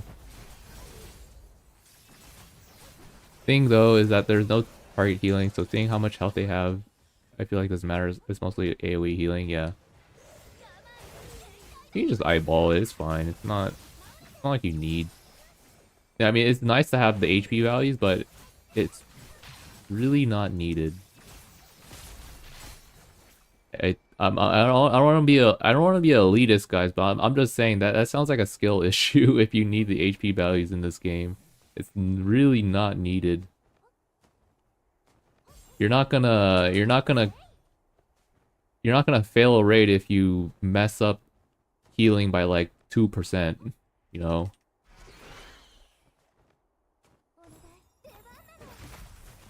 Hey Rev. Question again, sorry for bothering. What do you mean sorry for bothering you? What? I'm chilling. Let's see what we got here. I have a question. I have skill books of another class, but I can't sell them. Why? Some class books are bound, other ones are unbound. A lot of time you get bound ones, other times you get unbound sometimes. So you just have to pay attention to which ones you can sell, which ones you can't. Because there's bound and unbound.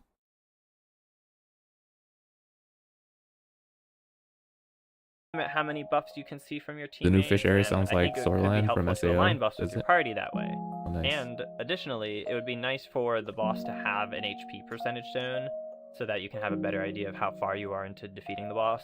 Again, many of these things are largely quality of life and are not necessarily game-changing or deal-breaking for many, certainly not myself, but I do think these elements to the UI or HUD would enhance the overall God dang, experience his for all players. music, man. There are probably some other things I'll think of in the future, but until I can really play the game myself, I don't think it's that useful for me to speak much more on it.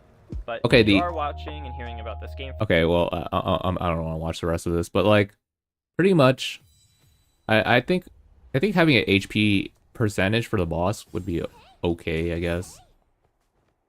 But not really needed. But I mean, it would be cool. I do like knowing the HP boss values. That one is something I grew up with a lot. Is like just seeing the HP values or percentages for bosses.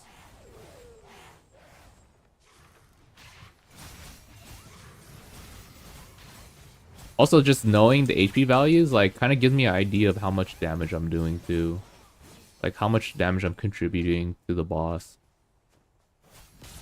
Because right now, it's like, really, you have to really just guess how much HP it has and how much, like, percentage of the damage is yours. It's really hard. It's pretty much, you can't tell how much damage you're doing compared to everyone else. Pretty much almost impossible. I think with like HP value, like seeing like just raw numbers or percentage, I think really helps. Okay, anyways, no more of this video. Unfortunately, I just wish he lowered his music.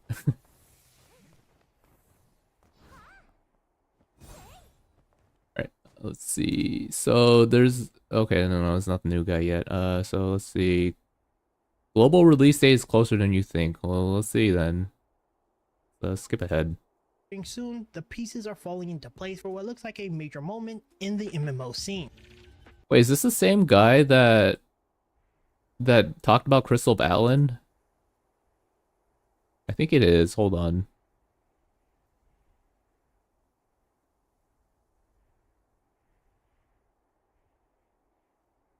Oh yeah, it is. It's the guy that was like complaining about M-Tash's video. Yeah, it is him. Wow, he's playing this? Holy, I didn't know. Okay, yeah, let me sub. I didn't know he was doing that. Nice. I thought I recognized him. You think it would be nice to add to Star Resonance? What?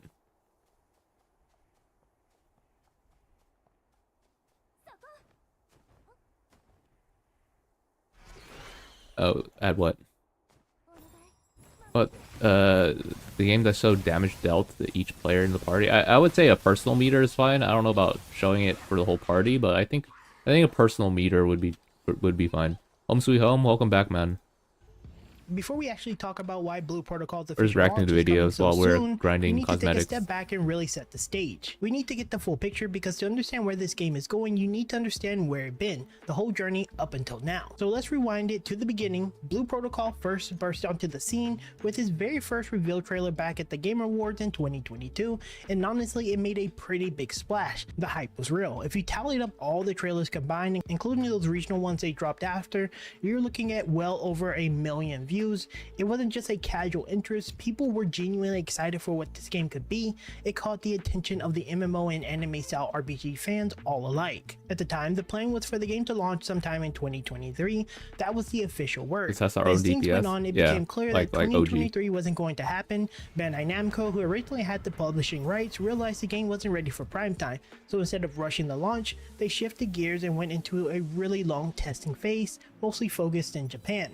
This testing dragged out for quite a while, which already started to make some fans uneasy. Original Then Blue came Protocol late 2024, memory. and that's where things really took a turn. Bandai Namco officially dropped a bombshell announcement. They were canceling the global launch of Blue Protocol. Not only that, but they also announced they would be shutting down the game service in Japan starting January the 18th of 2025. And for a lot of fans, this felt like a gut punch. Years of waiting, testing, and hoping has come crashing down. The community was understandably discouraged and heartbroken, and for a lot of people, hope was pretty much lost at that point.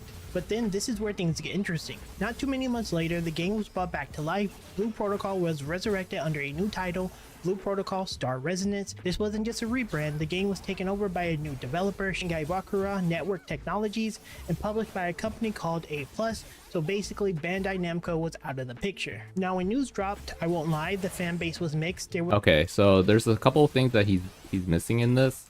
So Star Resonance was already being developed before the announcement of shutdown.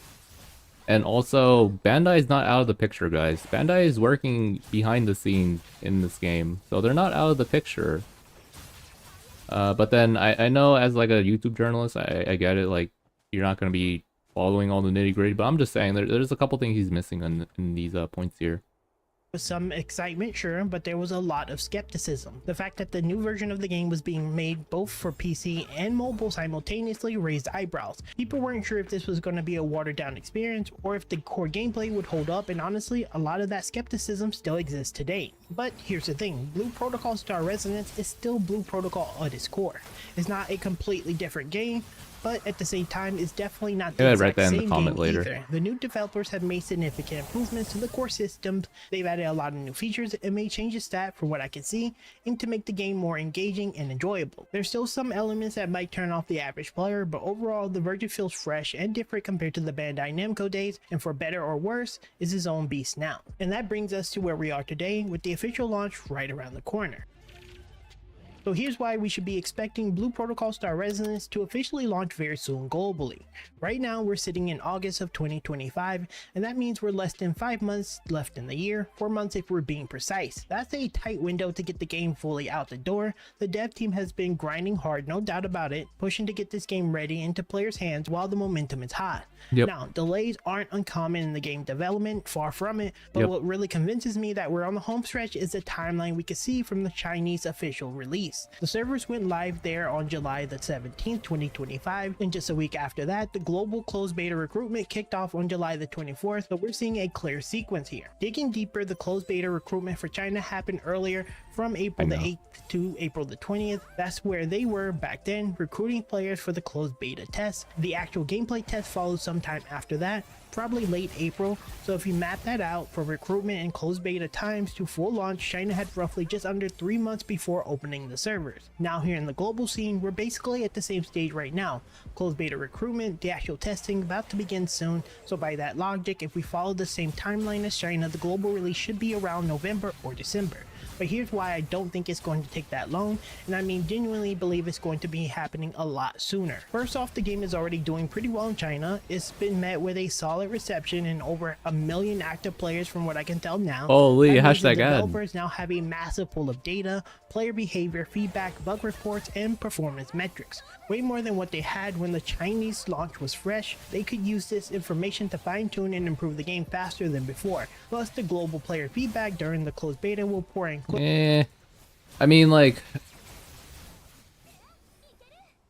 not necessarily. I mean, there was a lot of positive reception at first, but like, it's still getting plagued by server issues. It still kind of sucks. Hopefully they get a lot of these server issues fixed. Like today, I actually had a server issue where like I had the abnormal issue again for the nth time, and like I can't play for like a whole hour. But I don't know, maybe it's just me. Maybe because I'm a foreigner. As a casual player, should I play tank buffer? I guess all hardcore players with optimized gear will be DPS. Tanks and buffers will be fine with okay gear. Yeah, you'll be fine. As a casual, playing tank or support, you're gonna be fine. Those are usually like autofill or auto-accepted like classes most of the time. Assuming you're like just on minimum item level, you're not like trying to get in at like below, you'll be fine. Some of those occur because we're outside of China. Yeah, what I mean.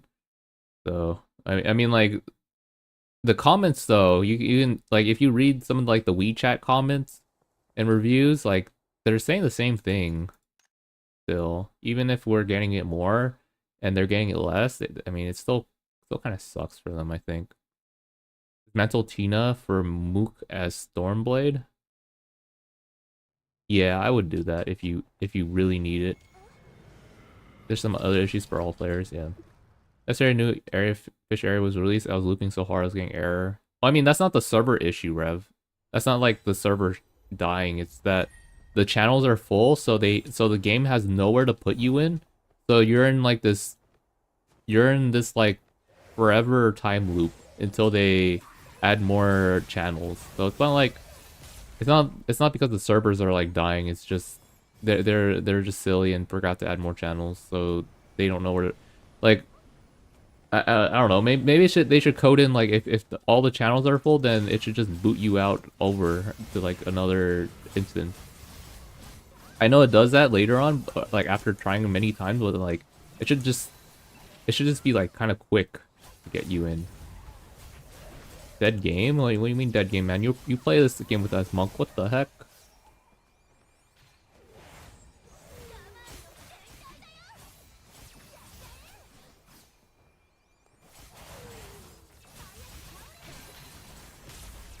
Yeah, these damn foreigners.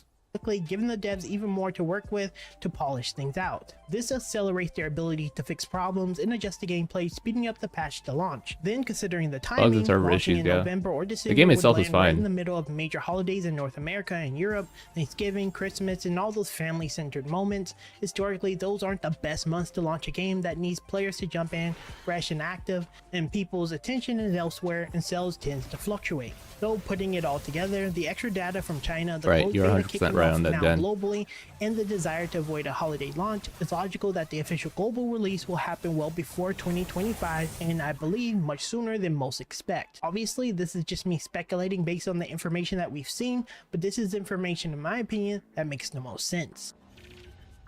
So yeah, that's pretty much where we stand with things with Blue Protocol Star Resonance. We got Okay. Let me write this down in. Or did someone say that already?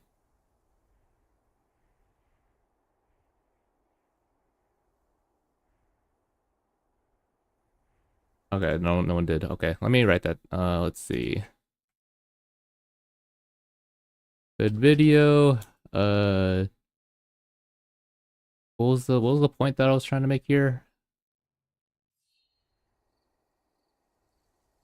To clarify the point around the what happened to BP chapter actually, Mr. YouTuber, you got these wrong. No. To clarify, Star Resonance was being worked on long before the shutdown announcement for BP or for original BP.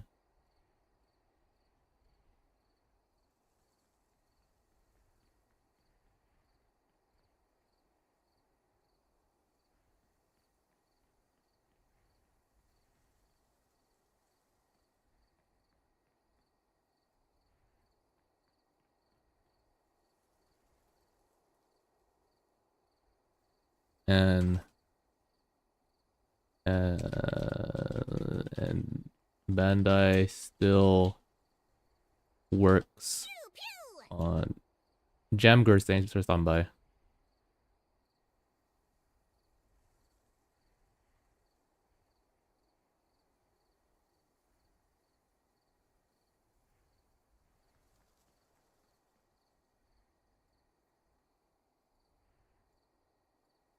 Grandma typing. Yep. I'm thinking about it, right? I'm still like proofreading my comment while I'm also typing it. Don't forget the on after work. Ah, shoot.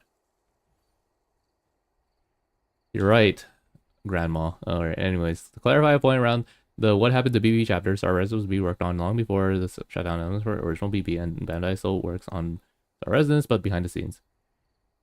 Grandma. Alright, anyways, nice. Yeah, good video. I like it. Yeah, this guy, I watched this guy went back when he made Crystal Battleland videos. He was a lot of content when he was like reacting to MTash's takes on Crystal Battleland. It was funny. But yeah, I'm surprised he's playing this game too. So can't wait to see more content from him later on. Today I'm gonna help you find the best. Okay. So this looks like a new challenger, a new content creator has joined the fray here for Star Resonance. Or Tag the Legend, let's see here. Has insane potential. I freaking hate whenever people say potential for MMO. Whenever someone says potential, that means that it doesn't have it means it's gonna die. So hopefully that's not a bad omen. I feel like all of these one and done BPSR are all the same, are they? Look, they're just trying to get some. They're just trying to get in on the pot, man. He made OG BP videos. Oh, did he? I've never watched this dude. I watched like Aether Song, but I have never seen this dude.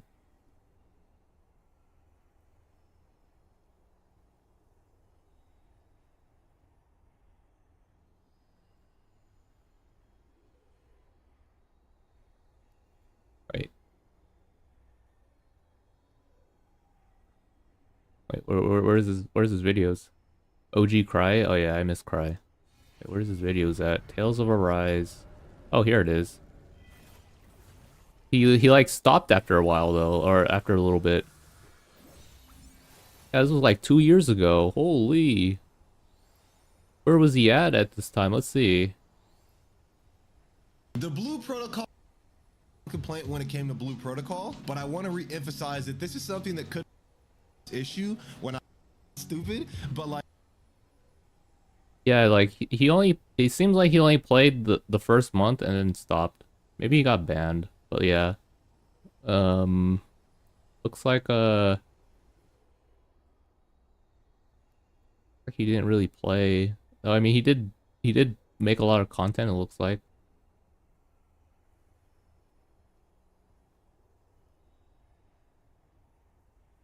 Thanks our residents, a solid foundation, and respects the casual gamer. If we get enough anime content, it's looking good. Yeah, we'll have to see, man. We'll see in August.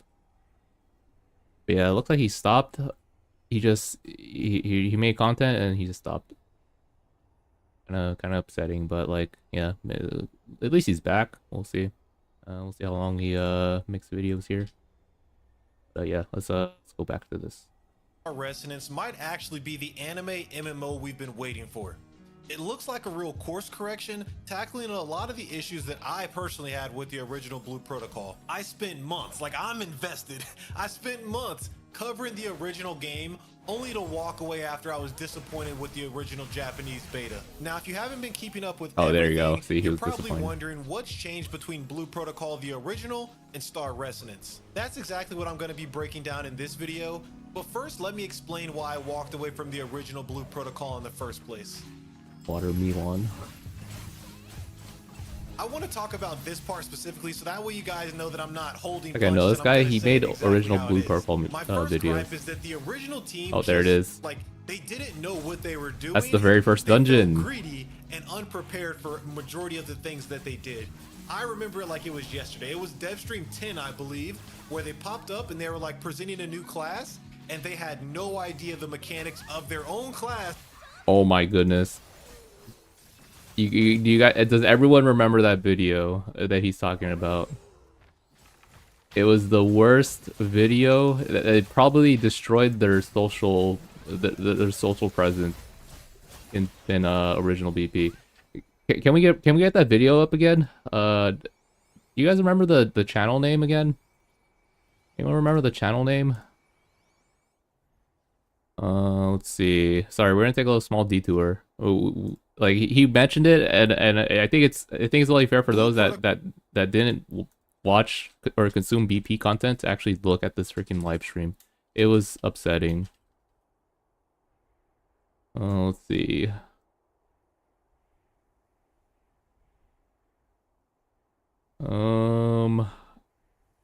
Dude, I need to subscribe to the YouTube channel so I can just bring it up from there.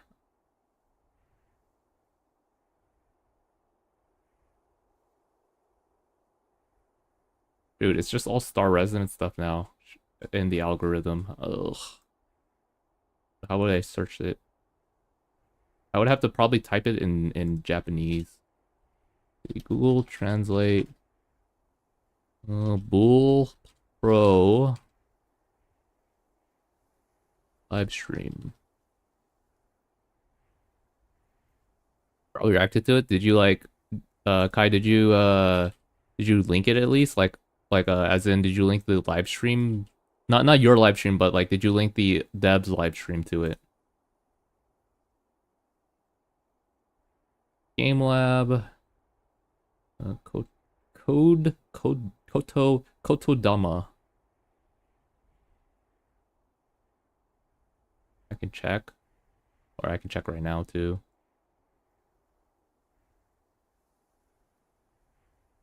Or let me try it again.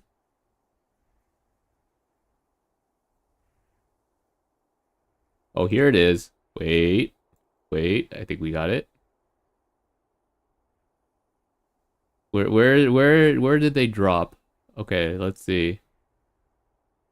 So they're going, and then I believe it was no, it wasn't this one. Oh, here it is. You could look at the video drop off, guys. The video view drop off. Oh, that one? Okay, gotcha. It's fine. I got it now. But thank you though. But you can see 134K. They were like constantly getting 100K, and then after this,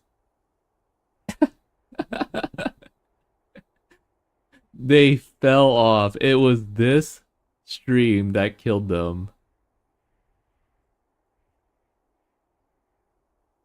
So if you guys don't know, we'll show this one real quick.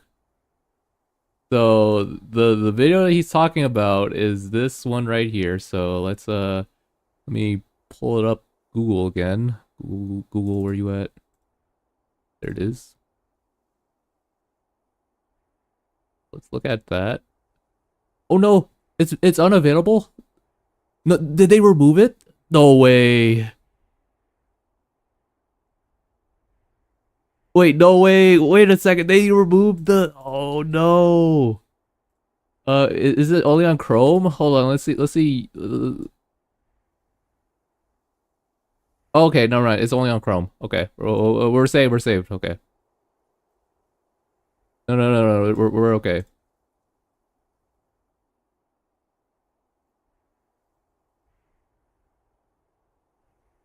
How do I reduce this?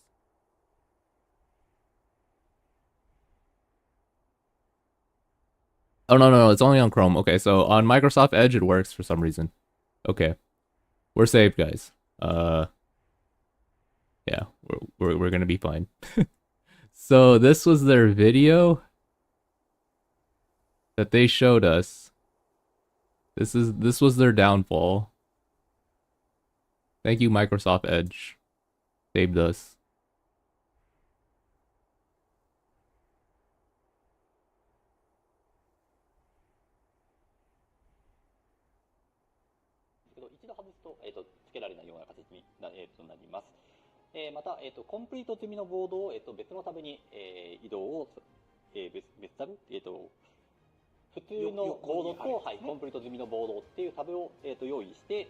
Where's the where's oh no, there it is. Okay, so they're gonna demonstrate. They're gonna play the class live, I believe. If I recall correctly, this was they play it live.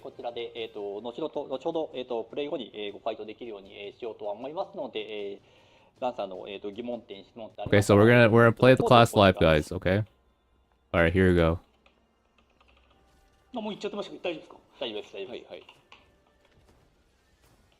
So this is the end game content at the time.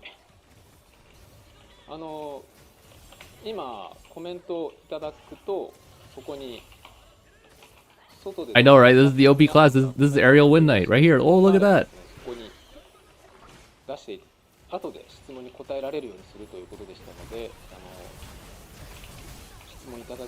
Hold on, I need to mute my game.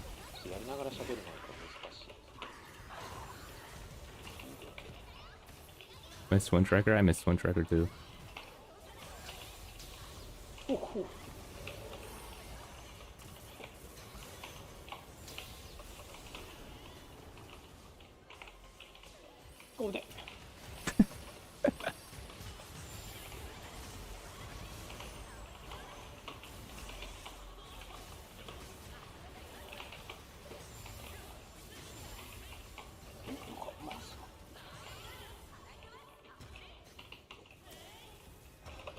Like you can hear their like typewriter in the background. And then you can see their gameplay. They're like not really playing the class that well.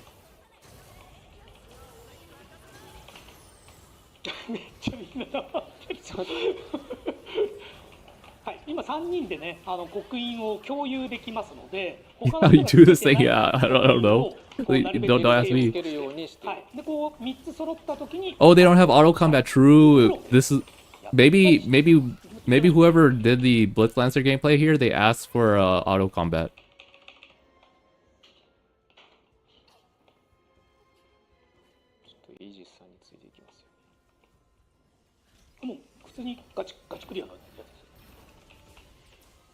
Oh, you didn't jump over that. He's struggling.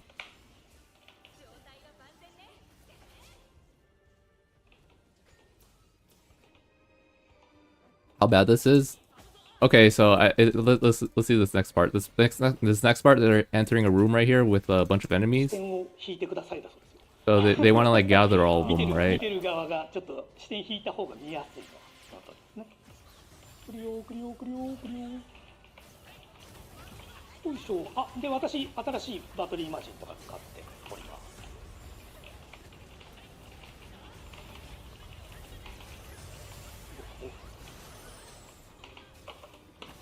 But you see how look at his 4 skills.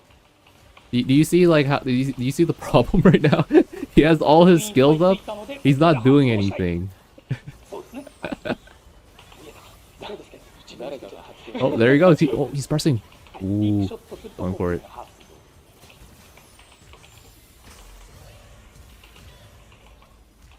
Also, he's not talking to like He's not talking to the live stream.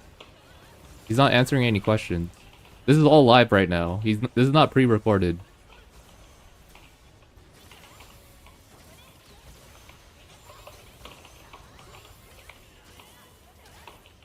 I moved the cam back. Oh, thank God. Oh heck! Thank you for following. I know you've been around for a while. Thank you. Combat looks better in this update. Oh yeah, true. The ground build looking pretty nice.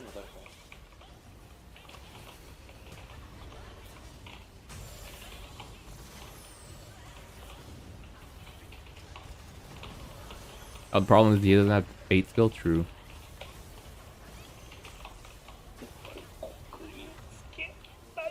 おいしついた。はい。バシューンってなってるのが He's dodging nothing. はい。なんで他のランサーがつけてない刻印をつけて刻印を3つにしたい。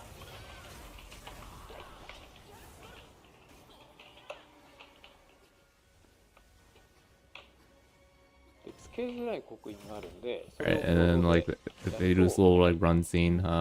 Nothing really bad about this part. We're just running. Looks like my gameplay. What the heck? This is a slander or what? This is the worst trade offer I ever had. I give glaze. I give glaze. I receive slander. The best trade offer of all time. そうなんですよ。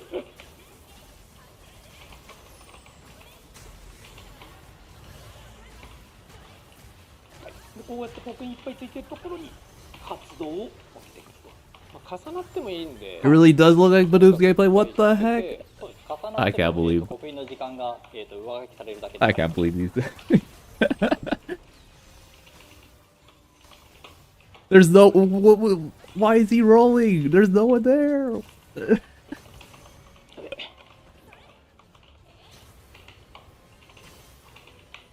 Tactical roll. Tactical roll. A trial in the mech arena where you have to carry the box. Yeah, outside. Oh yeah, that was funny. Gap closed. Yeah, he's really trying to gap close here. Stop judging the immersion. I don't know.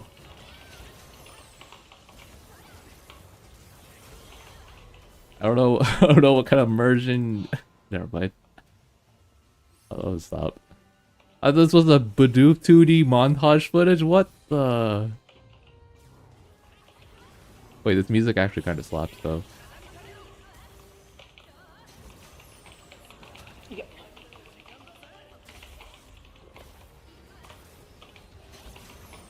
When is this music returning, Nico? Do you know?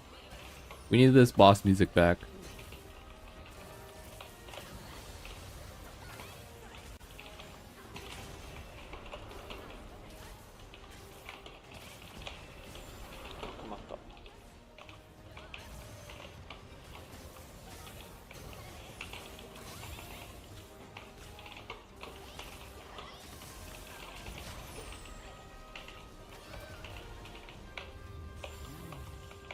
It's legit fine, is it? In these dungeons, man, we would have been done already. Usually everyone clears at like 4 or 5 minutes left. Somewhere around that. At this like time of the end of the content. Usually faster parties clear like with like 6 or 7 minutes left. Like I said, I don't know OGBP. Yeah, I mean, yeah, I guess that's true.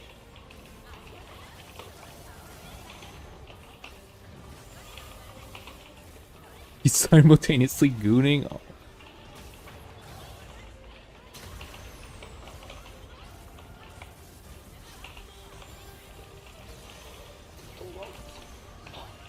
I think another thing too is like he's not doing his rotation properly. I know like you haven't watched it either, or you haven't played OGBP, but then when he has those activated, it's like a class mechanic.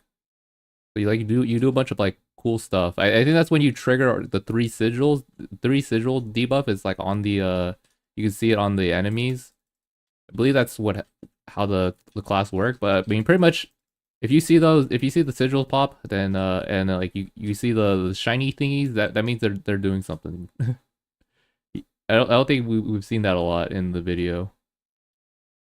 The effects can definitely get to be too much. Yeah, he should have. There was too much happening in the screen too. Overall, it was just a really unprofessional video, I think, for the live stream. Class did no damage. Class also did no damage too. 何も喋んない時間やばいんだよ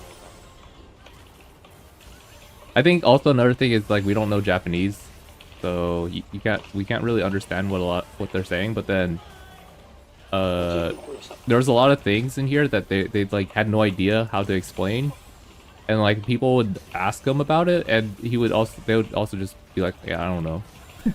That's probably the worst thing you want to hear from a developer. They're like, I don't know. You want me to know what this class does? I don't know. 注意めっちゃ無言 He's dead. 完全に無言だったけど Wait, that's the real fire ogre that we need. Wait, no, that's a void ogre. Never mind.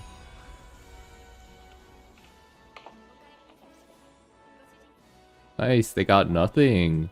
来ました They got a bunch of toothpaste. はい全部答えられる He's gonna spend? He's gonna spend that 質 ticket? 問いただきましてありがとうございます I think he spent that ticket on another toothpaste. はい Holy, good job, boys. We did it. あれってことで Another good プレ day. イをしていた間に Good day in the 作られた office. But yeah, it was this was the video he's talking about. Pretty much the Japanese were like extremely pissed about the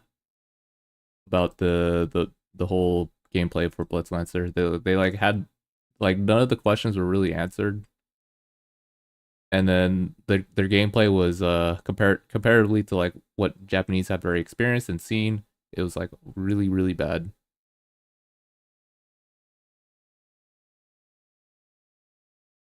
And then that pretty much just off them. it made Japanese very unsure that the game is gonna do well at that point when they had zero idea what the heck they're talking about. BPSR is a lot better in some ways, but I do want some of that sauce that OG BP had back. Yeah, like the class mechanics or like how there's like different basic steps, like side step, side basic, back basic, front basic, neutral basic. You can jump cast too. Those would be nice. Hey Kirby. I can't believe that my gameplay looks like that, huh? We'll get better, don't worry. Well, eventually one day we will stop using auto combat so I can actually, and then I'll prove to you guys that I'm actually really good at the game. But yeah, that was the whole video. I just want to go down that memory lane, especially for people that never watched it. That was pretty much one of the big downfall for Bandai, or for OG. It like made people very very scared about the game. It was a funny time to be in, or time to live in.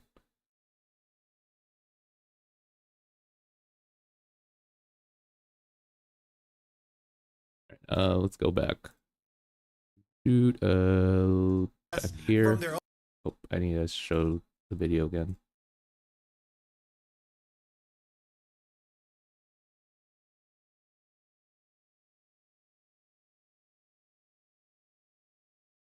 I fix this.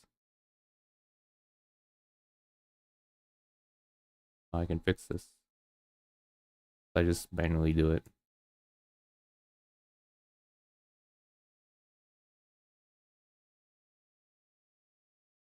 Own game to present to us, and it's not like these were voice actors. These were the actual devs of the game. So when I saw this, I was just like, bruh, what are we on? Bruh. What are we doing? And I felt so disappointed and mad because how invested I was within the game.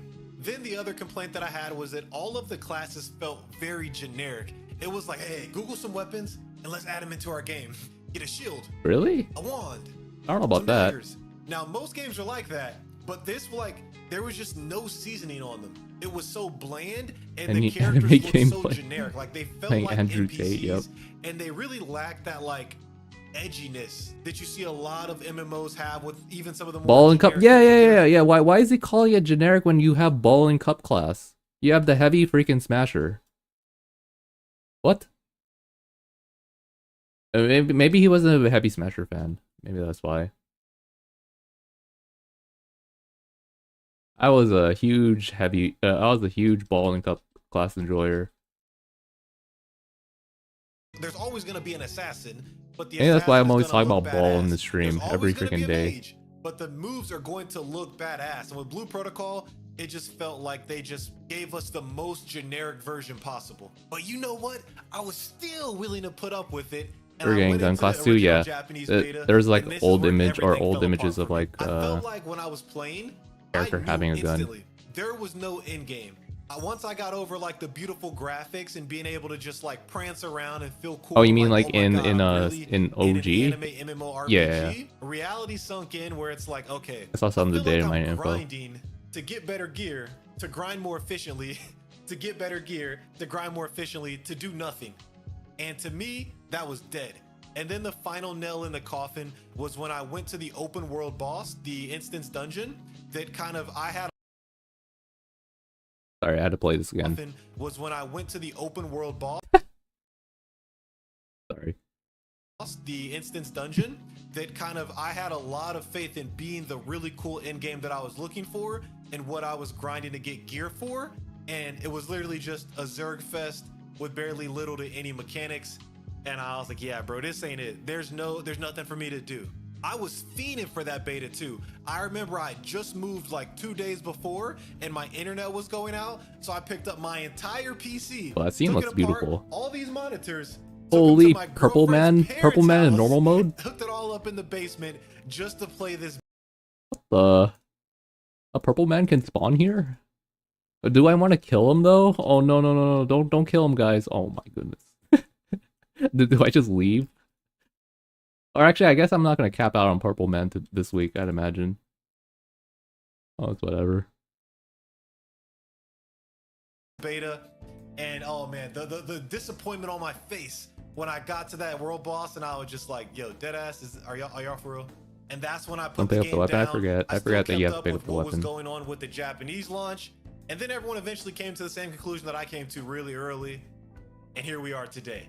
Now I'm still skeptic, but I'm willing to give the new developers a chance because from what I've seen so far, it looks like they know what they're doing. I'm gonna get into my red flags that I'm on the lookout for at the end of the video, but now let's discuss what Oh, nice exactly Freddy? changed. I don't know. If you want to stay up to date with Blue Protocol news, Oh, be sure hashtag to ad. smash that subscribe button. I'm so close to 30K, and I really would appreciate it if you guys help me Where's get he at there right and now? consider liking the video. Oh, he's very But now close. let's get into the next section. The biggest change is going to be the developers. The original Blue Protocol was developed by Bandai Namco, but Star Residence comes from Shanghai Bakura Network Technology, a Tencent-owned studio. That being said, Star Residence is pretty much an entirely new game built from the ground up, but it does reuse a good chunk of the assets and ideas from the original. It just goes to improve on them. Star Residence is also going to be available and fully playable on PC like the original Blue Protocol, but also accessible on handheld devices. When it comes to the story, it's entirely different, although they're still set in the same universe. Now, where the biggest differences are going to show between Star Residence and the original is the open world exploration. In the original, the worlds were broken down into maps, which were split into smaller zones that populated X amount of players. With Star Residence, this is going to be a true open world experience and that MMO experience that we're looking for with players all across the map. Star Residence also adds additional traversal mechanics like gliding, which we see in a lot of open world games today. They've essentially just made Yeah, it really them doesn't take more much to make a Genshin-esque better version of and it, yeah. more multiplayer MMO style as opposed to people You're right. coming into your world to play with you. Now, when you look at all the changes with Star Residence, it, like I said, really takes that skeleton of Blue Protocol and merges it with Genshin Impact. That's not to say that it fully plays like a mobile game. Yeah, I get where you're coming from. It really doesn't take that much effort to make a better version than the original BP. But then it's still good for marketing, I think. just getting the word out there. I think it generates a lot of attention, so I think that's probably why people still do that. Because it is still an open world MMO with classes instead of hero collecting, so the gacha tends to be less impactful. I mentioned it earlier, but all the classes in the original Blue Protocol just felt insanely generic, or they lacked edginess, sauce, drip, aura, whatever you want to call it. Experiences But in all some of way. the classes in the original could be played more hybrid style because they were designed for you to be able to play all of the content and adapt where needed.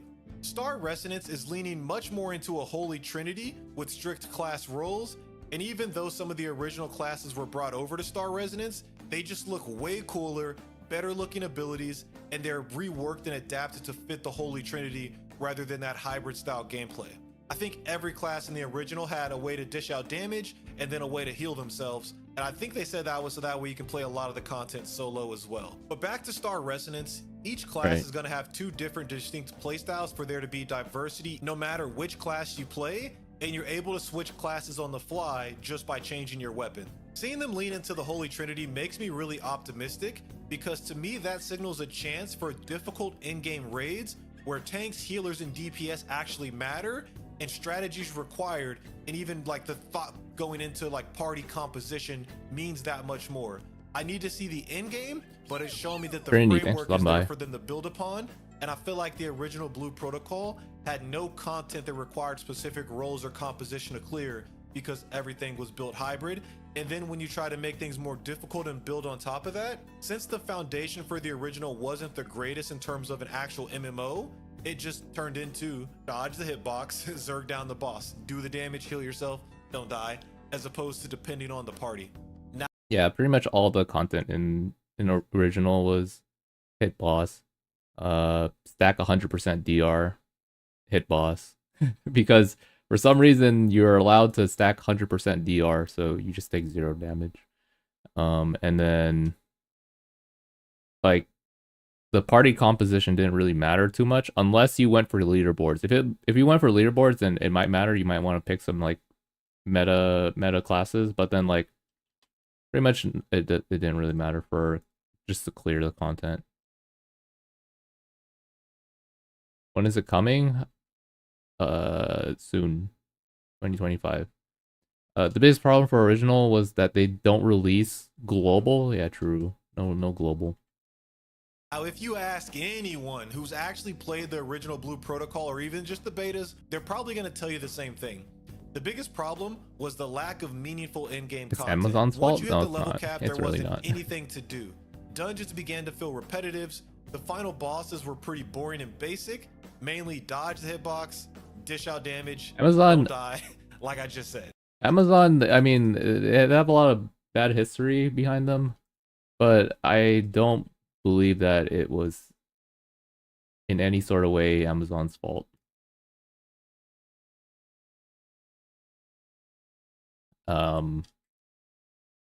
I don't think there's really anything Amazon could have done to save the game at this point. The game was just kind of dead. They brought it in global, it would probably just die faster in global. Like global would probably die first, and then it would be JP next.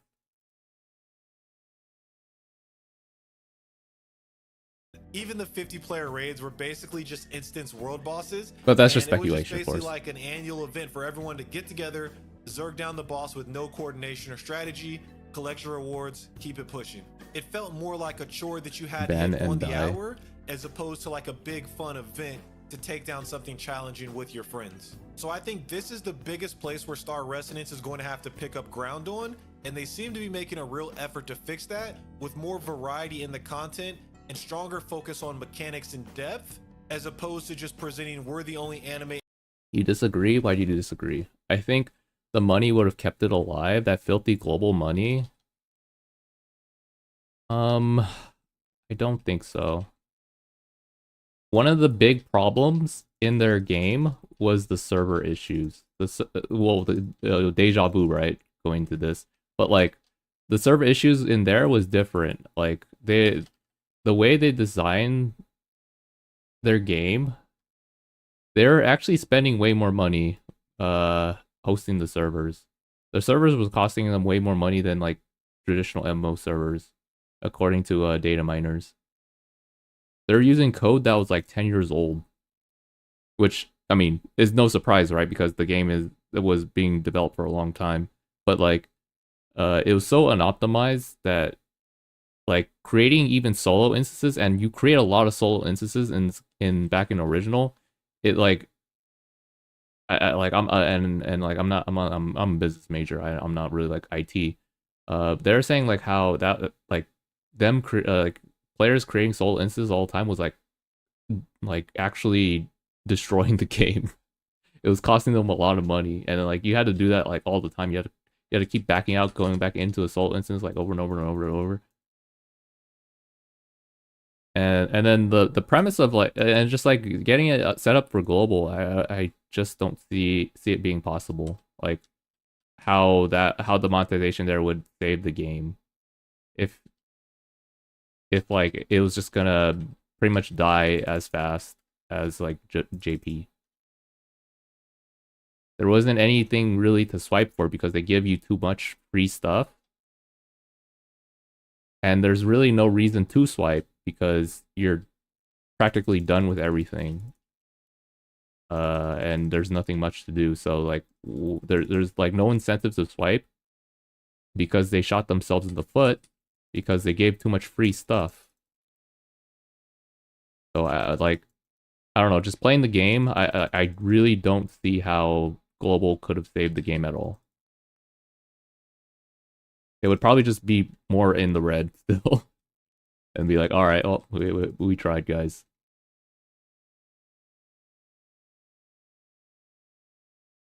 When Amazon have their own servers,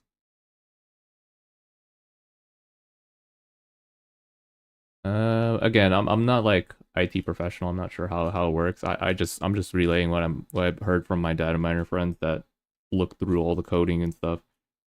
I maybe somehow the global server would be way better.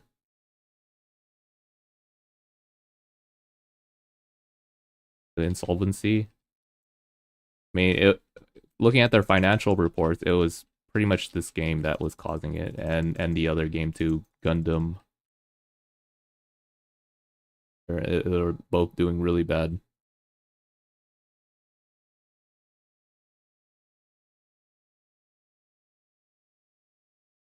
But again, I think we're like I think both sides are just speculating. Like for me, I honestly don't think global would really help.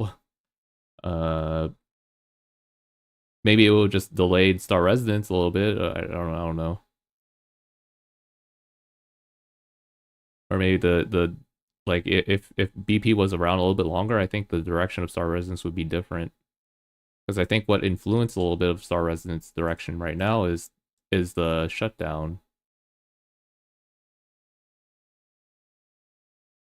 And how they wanted to like push for a more PC like MMO instead of a mobile one now.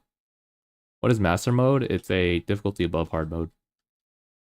But yeah, I don't know. It's all just what ifs. We're all just theory crafting. But yeah, it's unfortunate what happened to OG. Global OG BP might have left more bad rep for BPSR. I think you're probably kind of right about that, Ragnar. That there's a lot of people that are very skeptical about the game right now because they think that it's like deja vu again. Like here we go again, guys. No date specifically like announced yet for the date of global, other than it's 2025. It's coming soon, guys. I mean, didn't we do the same song and dance before back in original? So yeah, and like it's just no. Some people are just very scared. But yeah, we should be fine this time. Statistically, we should be fine. Could have started last night and I got to level 49 or 41. Do I keep doing main story quests until I can't? Yeah, keep doing main story quests. Keep doing side quests. I know that it's a lot of quests. If you want, you can also take a break and do some field bosses too. But you need to do your all your quests and like as much solo trial as you can so you can get all your talent points and like some like extra skills so that you can actually like perform in the dungeons. You made Bull Pro like a dozen times. It just took forever.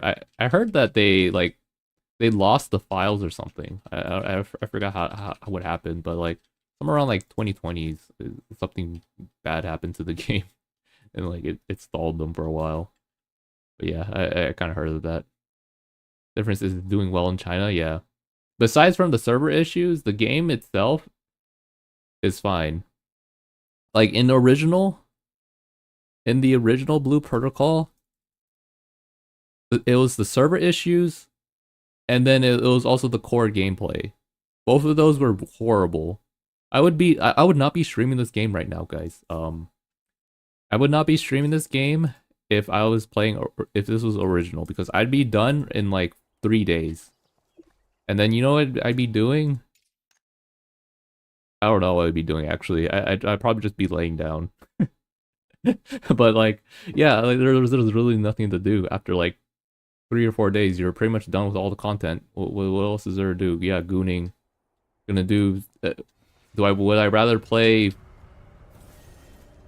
a couple hours of Blue Protocol, or would I rather do a couple hours of gooning? Yeah, there would be really nothing else to do. The only thing we'd be doing is what you're doing for Armband right now. You guys know what you guys are doing for Armband right now? You guys are farming the bees. You would be doing that for levels though in original Blue Protocol. You would just be standing in one spot getting I don't know, if you're a melee class, you'd be boosted by like the range classes. And if you're a range class, you just kind of stand there all day. And there's no auto though this time. There's no auto. For all you auto enjoyers, there's no autoing in original, so you have to actually stand there and like make sure you left click one time. I know, right? Holy bees are armband farming, but without the auto. Imagine that was the original Blue Protocol.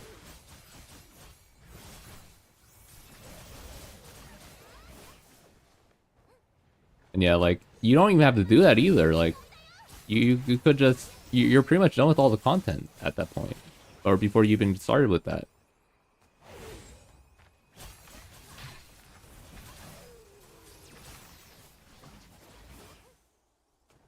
At least and at least for Star Residence, like I have stuff to do every day. It's just something. I mean, that's something, you know, MMOs should have. It. I mean, it's like you don't have to do it, but I mean, the core itself is just fun to do. Some of the progression is actually kind of impactful. You notice a difference.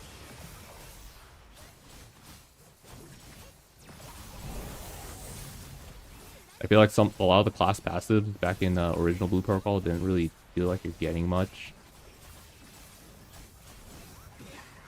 I mean, they added stats that you get later on for leveling up classes, but that was like way later on into the game. They didn't even think about that until like several months down the road, which sucked.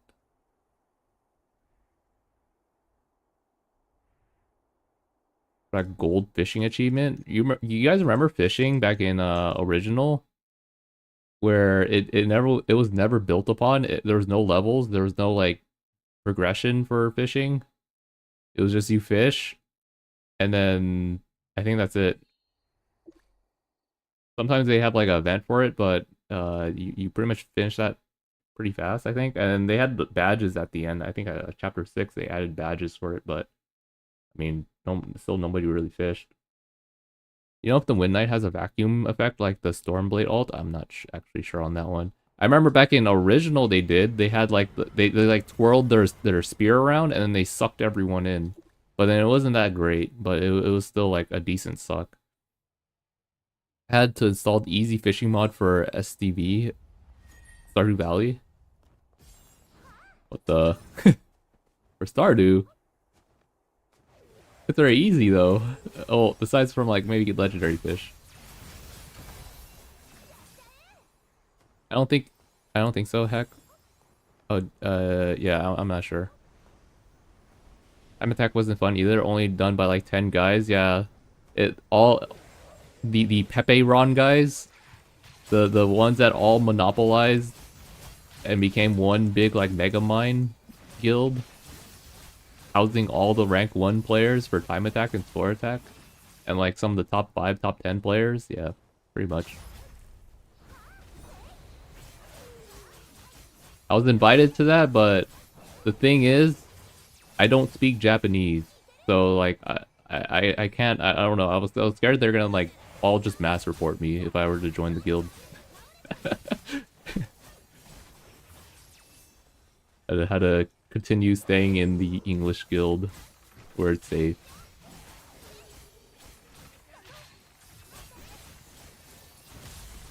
Missed out on a lot of important information, but it is what it is. But yeah, there's TLDR guys. There's a lot to do in here. Very happy about that. Let's continue the rest of this video. By the way, I totally forgot that there's still this video that we need to watch. MMO out there, you have to play our game because met you have no other GLaDOS? options. Now, it just launched in China, so it's too early to say how No, I the in-game didn't. content is going to shape up. If I recall but correctly, would that's say a that the that's foundation someone in definitely original, looks right? promising. They're also leaning into other in-game systems that MMOs Gaijin, need to yeah. have, like life skills and player housing, and also guild and group activities, which could help Talk keep to, players engaged I like long-term while waiting between interacted patches. with I Beethoven a mentioned that lot, Star or Residence every was now and then. designed to be the mobile And, like, spin-off version of Uno. Blue Protocol when Uno the original won. flopped. That also means that you can expect to see some of the mobile style systems show up, like stamina, like the daily resource grind, but I'm really hoping that it strikes a better balance this time around as opposed to some of the other gacha MMOs that we see. I can't confirm this, but I believe I saw somewhere that the stamina is limited to life skilling and other things like that, as opposed to stopping you from progressing super rapidly. Now that's something I have to see for myself. I haven't fact checked that, so I don't know if that part is true or not. Now for monetization. When it comes to the original Blue Protocol, the only really pay-to-win elements were in the Battle Pass, which contained Strong Imagines. Now these were essentially equipable summons with abilities, and they also gave extra stats. Eventually they were removed from the Battle Pass after enough pressure, and I'm hoping that that same thing happens with Star. Okay, he's missing something here. There were more pay to win than that. There is one where it's not in the battle pass, and you had to actually like kind of swipe for it. It was like anywhere between $150 to $300. I mean, there was a time where you were able to do something called the Gachamaru strat, where you infinitely grinded gacha tickets with alt characters, but then they eventually removed that. So it was pretty much a like pay to win kind of thing. It was the Imagine was called Fest B, for those that played, or for those that were wondering. So pretty much this Imagine, it's like a self buff. It gives you super armor, it gives you a small damage buff, it gives you speed, like movement speed. So it was like pretty broken for time attack, time and score attack, sometimes score attack, but mainly for time attack. And it was like locked behind a couple $100 paywall, which is not too bad from what we're paying stuff now for in China, but I'm just saying. But at least in China you can still earn it. Fest B was like you had to pay for it. Yeah, your account was pretty much just like you can't even play time attack at a competitive level if you don't have Fest B. It's like why are you playing? Why are you here?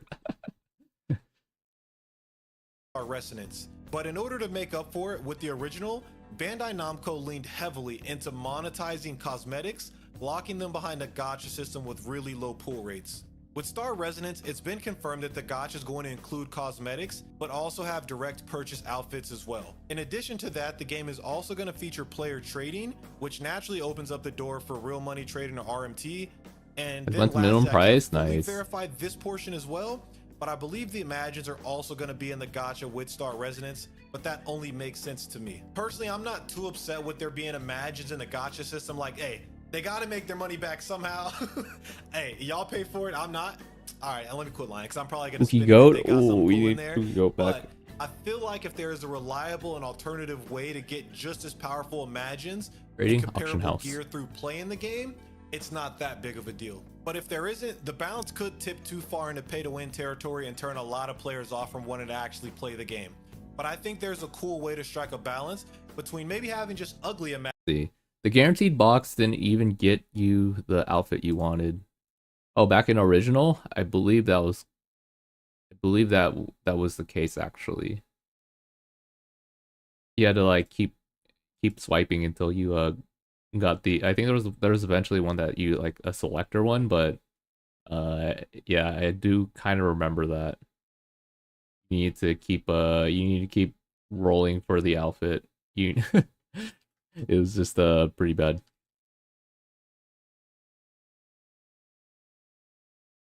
I was like, I remember back in original, like I would look at the mounts and be like, or I'd look at a costume and like, okay, what's the % chance of getting these likable costumes for me? Let's see. So like out of the 6 costumes for this banner, 2 of them I like, 4 of them I hate, or I dislike. Okay, so what's my probability here? Like 33. Okay, 33% chance. Oh, awesome. Or not awesome. But maybe I just don't swipe for this one. I don't know.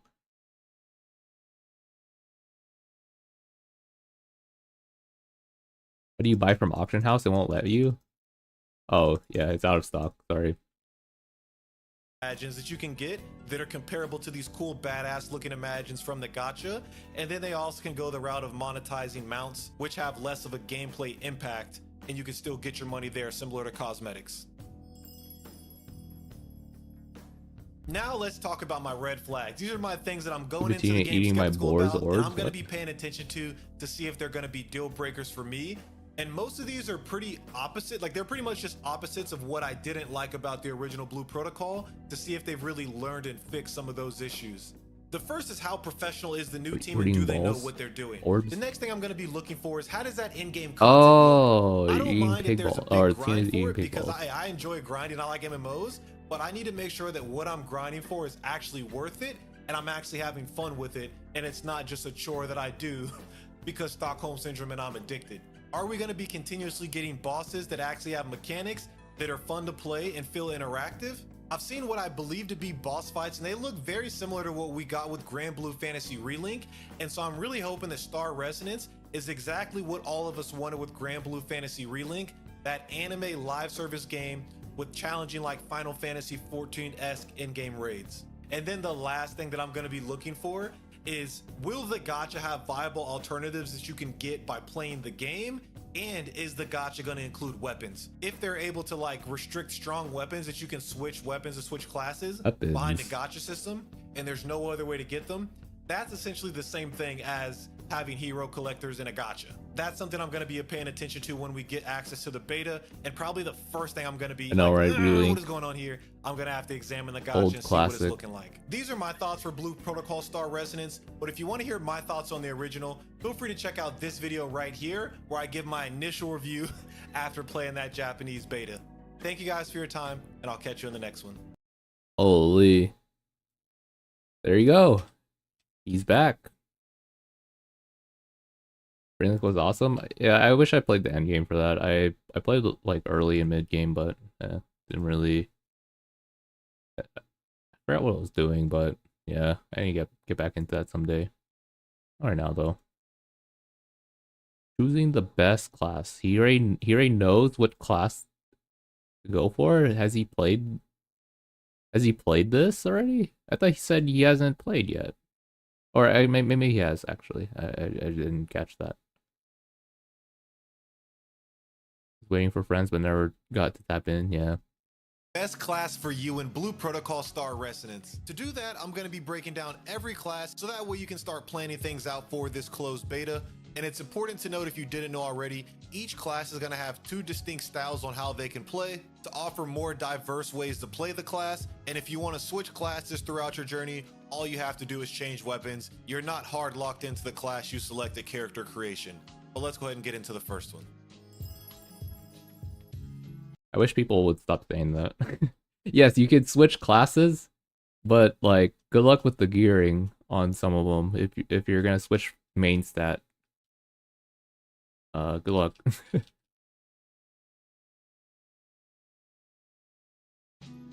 Here we have the Stormblade class. Holy, And the first Giga style is Chad going to be class. the Iodo style, and this is going to allow Eido? you to wield a Hey, long Eidos. blade to unleash charge strikes and deliver devastating burst damage. The second Let's see. What does it say? Do you think it's important to choose an alt class based on your stats? Like Oracle hero is int hero. Mean soul musician or because Oracle, soul musician, and mage they have the same guitar hero. What?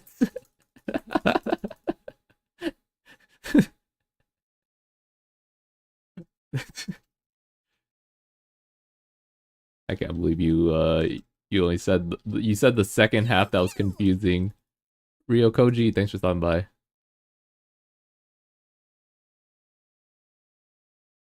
But not like Archer, you think?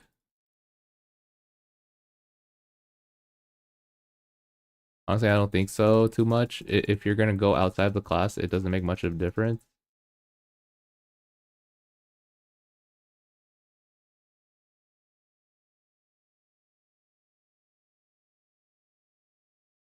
I mean, like you're still missing out like on like gems. You're missing out on what was it? You're missing out on perfection quality.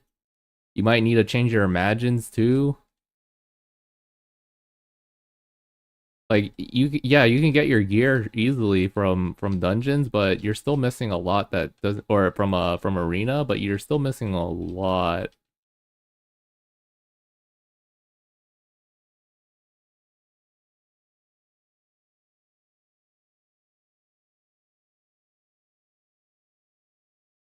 Heavy Guardian Midnight shares nothing.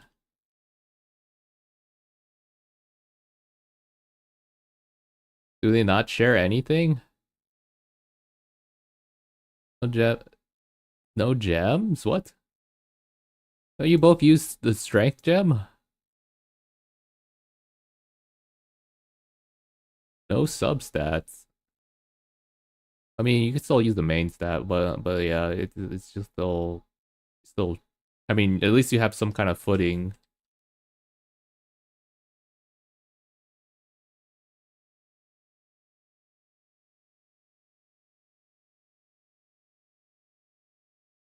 You're not gonna use. You want to use heavy guardian gear on Wind Knight? But I mean, like, it's already just good as a start, though. You're better off using purples? I don't think so. I think just like as a start, it's fine. I think.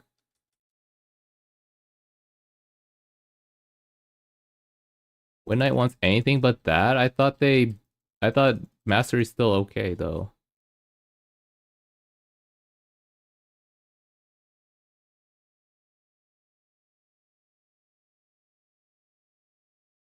Is Mastery not okay? Like I thought it's still okay to have for temporary until later.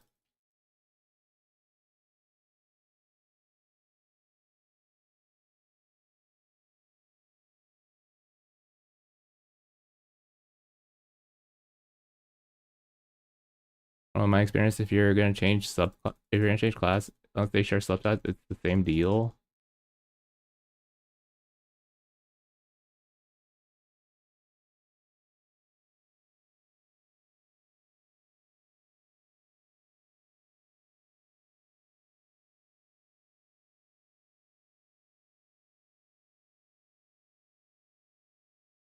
I don't know. I'm gonna think about that a little bit.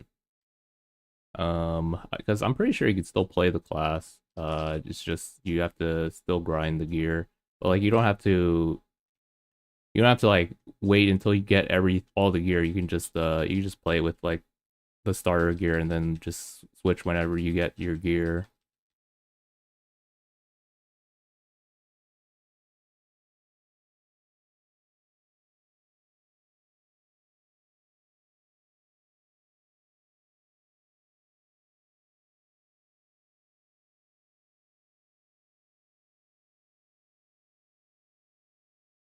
That's like once a second. Eh, no, I don't know yet. If you're not critting, proccing lucky hits, you're doing nothing. Uh, yeah, I guess.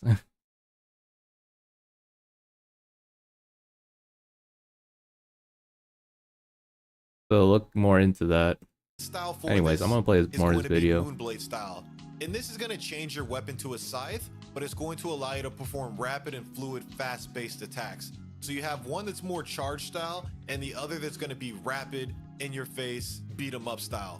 Now, this one has a more higher difficulty to play, but I know that that's not going to stop any of you. I already see this being a fan favorite. Everyone and their mama's going to pick this class because, in my opinion, it's the one that looks the coolest from the DPS classes we have so far. And it's just inevitable with MMOs that everyone wants to play the assassin class. But hey, if that floats your boat, get to it. Yep, everyone's gonna play that class.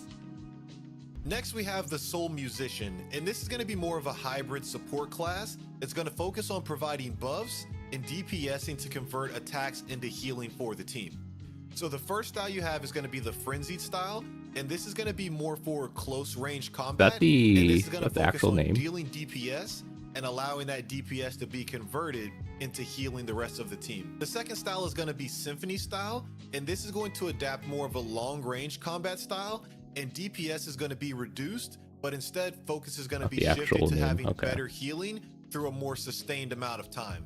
So with the Frenzy style, there's going to be a lot of focus on making sure that you're getting your DPS and having the actual gear to get the damage done to properly heal the team. But with the Symphony style, you really can just focus more on healing and likely buffing the team. I told myself the next MMO that I play, I'm going to be a healer. And honestly, the Soul Musician is probably the class that I'm going to play because I wouldn't mind being a buff bot. Know and the I know game? the parties are I'm not always going to sure. be looking for them. Don't hold me to that because as soon as we get to the mage, actually, let's just get into the mage next. If you haven't already, I really would appreciate it if you help me Sub. get this video to Hashtag 50 ad. likes and consider subscribing to the channel. I'm trying to push 30K and I really would appreciate your help, but let's get into the next class. Here we have the Frost Mage, which is going to be a DPS class, and mage is, oh man, it takes everything in me to not just play a mage in every MMO I play. So I said I might be a healer, but if you see me pop up on Frost Mage, don't judge me. The first style is going to be We can Frost stack buffs on Lance, Guitar Hero. and this is I going to allow don't you know to that deliver one. sustained damage with strong mobility. And then the second style is going to be called Ray style. And this trades defense for more of a boost in damage. So you're going to be able to dish out tons of damage, but you're likely going to be a glass cannon and probably more stationary. Now, the difficulty for the Frost Mage is going to be 3 out of 5 stars according to the website. And I think that we're probably going to get a ton of more mage classes in the future, especially since they just restricted the moves on the Frost Mage to being mainly water and ice based attacks. I'm not completely drawn into this class looking at the kit and its abilities. Let's go ahead and get into the Marksman. He's sad about it. Now, the Marksman obviously is going to be your ranged-based class, and this is going to have a 2 out of 5 star difficulty according to the website, and it's obviously going to be categorized as DPS. But the first style is going to be the Beastmaster style, and this is going to allow you to fight alongside a giant wolf and coordinates attacks with you with precision. So if you want to summon, you want a giant wolf to be fighting as your trusty companion, the Marksman class is likely going to be a good choice for you. Now, the Beastmaster style. The other style is going to be the Falconry style. And this is going to be a trained falcon that's going to pinpoint enemy weaknesses. And the falcon is going to attack with you upon triggering a critical hit. So with this class, you're likely going to focus on a ton of crit rate and crit damage, and then try and get that additional DPS with your falcon by constantly triggering those crits with your Crit rapid rate, pace crit attacks. damage. He I wouldn't is be a surprised Mook if we get a Captain more Enjoyer. traditional summoning class in the future, Mook Chief, but I mean. really like the direction they went with the Marksman class, and I think the skills look really You think there cool. will be a Blossom Dance class for Stormblade? Blossom class. Wrapping up the Awesome DPS that are dance going to be class. available in the closed Don't beta know. test is going to be Maybe. the Wind Knight with a 3 out of 5 star difficulty. This is going to be your Lance class, and its first style is going to be Overdrive style. The And this is ground going to belt allow you build. to unleash aggressive high-speed strikes with very fast mobility. So we see it's just rapid pace, bam, bam, bam, bam, bam, in your face DPS. And then the second style is going to be Aerial style. Frog. So this is going to allow you to leap into the air to evade ground-based attacks and charge mid-air and descend with crushing force to overwhelm the foes below. So it's going to kind of be like the Insect Glaive class in Monster Hunter World, where you're focusing on dishing out damage from the sky to overwhelm your enemies. Coming in at a 2-star difficulty, we have the support class Verdant Oracle, and this is going to be another healing-based class in combination with the Soul Musician. But this is going to be more of your traditional style healing.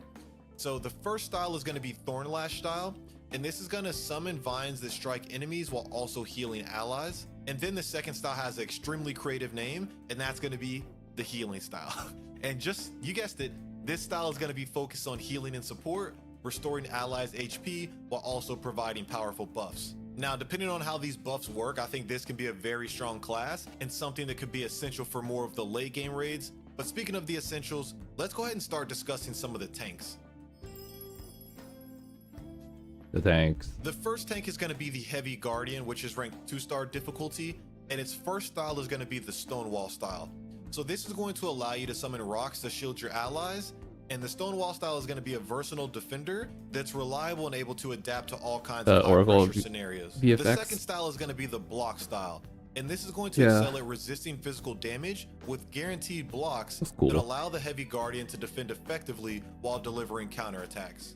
I'm not much of a tank class enjoyer, so I don't know that I'd necessarily try out the Heavy Guardian, but I may try out the other tank class. If you're a tank main in MMORPGs, let me know how you like it. Like, is it fun having everyone depend on you for some of the in-game content, or does it just make things more stressful? The last tank class is going to be the Shield Knight, and this is going to have a 3-star difficulty. Thank you for your services. And the first style is going to be the Bulwark style, and this is going to just essentially be a self-healing defender that's going to soak up the damage, but also not have to depend on having a healer in the party because they can keep themselves sustained. The other style is going to be the Radiant Guard style, and this is going to allow you to obtain defensive resources through rapid-based attacks.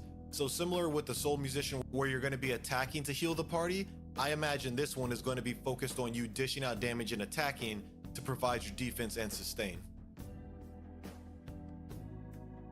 If I had to give early impressions on what I think is going to be the best class for each role, I'm going to go with Stormblade, because I think the developers know that this is going to be the most popular class, and it's probably going to be a ton of crit rate and crit damage that's just going to be like able to outpace the rest of the other DPS classes. And I think a close second that people probably aren't going to play is going to be the Marksman, with your Hawk potentially being able to attack additionally with Hawk now, build. when it comes to the tank Falconry. role, I'm really thinking it's going to be Shield Knight, because one style is going to allow you to sustain yourself and heal yourself while tanking bosses, so you don't need to have a healer technically. And then the other style is going to allow you to dish out DPS in order for you to continue to maintain your buffs to be a tank. So one is going to allow self-sustain, and then the other style is going to just allow you to just go ham, still DPS the boss, and not just be there just to soak up damage and not actually be able to dish any out. In that same vein, I think the Soul Musician in the early game is going to be the best role for support, just because you're going to be able to dish out DPS while healing the entire party. I know that the other healing class allows a little bit of DPS, but it's probably going to be a healer that's going to be hard focused, and I just don't know how soon we're going to be getting difficult content that's going to require a solely dedicated healer. I think these roles could flip in the future, where we need a solely dedicated tank not focusing on DPS, and a solely dedicated healer when we get more content that requires strategy, and then we're going to have more focus on sustain as opposed to just DPS in the boss down. Those are going to be all the classes we have currently in Blue Protocol Star Resonance. Let me know which ones you guys are looking forward to the most. I think I'm looking forward to the Stormblade class. I don't know. Something about the Stormblade class, but yeah, I think this is a good video. Really random, really weird pause here, but yeah. It's Millbean. Play tanker heal. Do I want to do that? I don't know if I want to do that. Maybe I just play Moonblade and spread the false information that Moonblade is goated.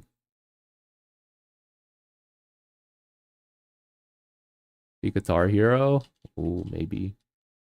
I don't know. I'd probably play Guitar Hero though if I were to play a support. Right. Aether Song. Holy, this video's unavailable. What the? Oh, YouTube. Please. Hello everyone, Okay. Ethersong here. This video is an overview of the classes in Blue Protocol Star Resonance. Without further ado, let's take a look. New The first rumored class on global is the launch. Heavy Guardian, and its role is a tank. What do you mean rumored It class? has two styles. they're just gonna The drop first 8 style classes. is Stonewall style. It summons rocks to shield allies. A versatile defender, reliable in all kinds of Stonewall high-pressure style. scenarios. Its second style is Block style. This style excels at resisting physical damage, with guaranteed blocks that allow the Heavy Guardian to defend effectively while delivering counterattacks.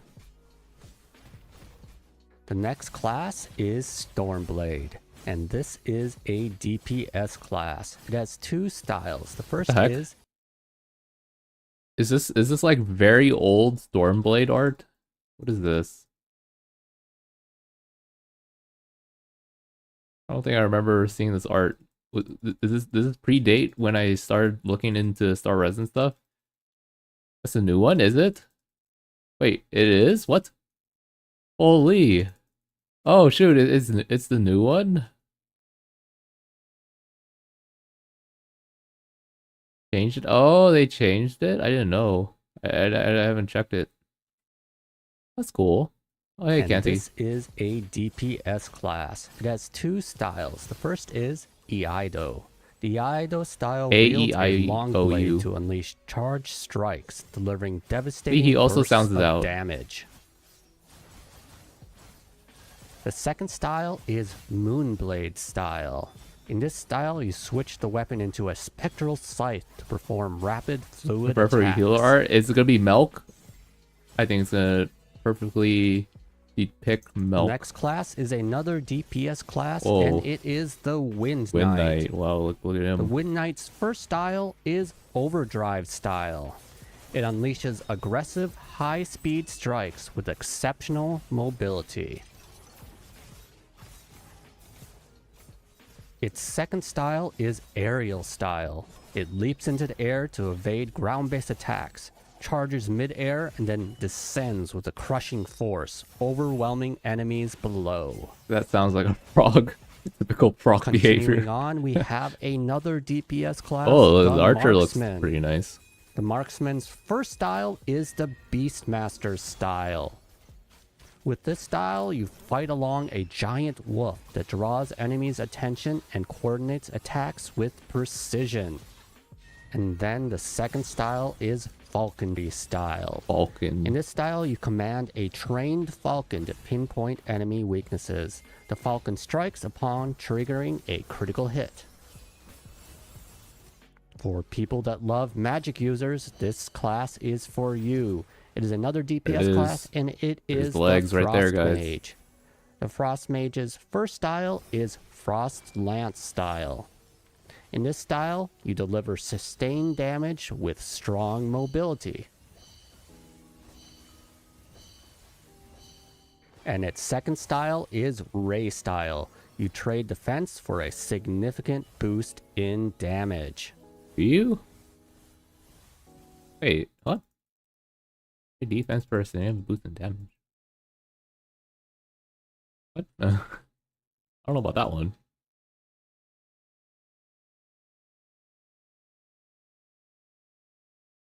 Maybe could have explained it a little bit differently than that.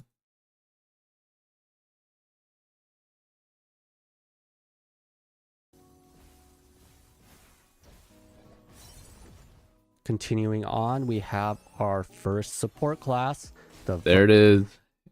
It's Mom.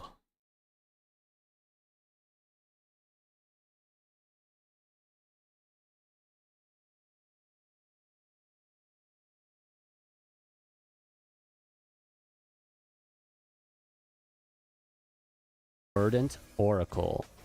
The Verdant Oracle's first style is Thorn Lash style. With this style, you summon vines that strike enemies while healing allies. Its second style is Healing style. Healing style, as the name suggests, focuses on healing and support, restoring allies while providing powerful buffs. Bonk? No bonking here. Next up, we have another What- tank what role, the- Shield Knight. The Shield Knight's first style is Bulwark style. In this style, you become a self-healing defender.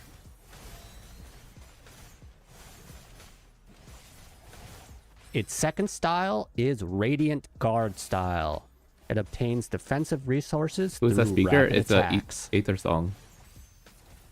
What? You don't like them?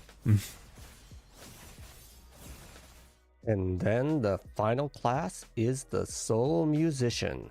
There's not much details about this class out currently. Role unknown, guys. I don't know. I mean, it might be a DPS class. I think it might be a DPS class. Usually guitarists are DPS class, right? Yeah, I'm not.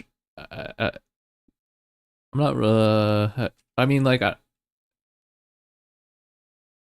I kind of get where you're coming from, though, Tote.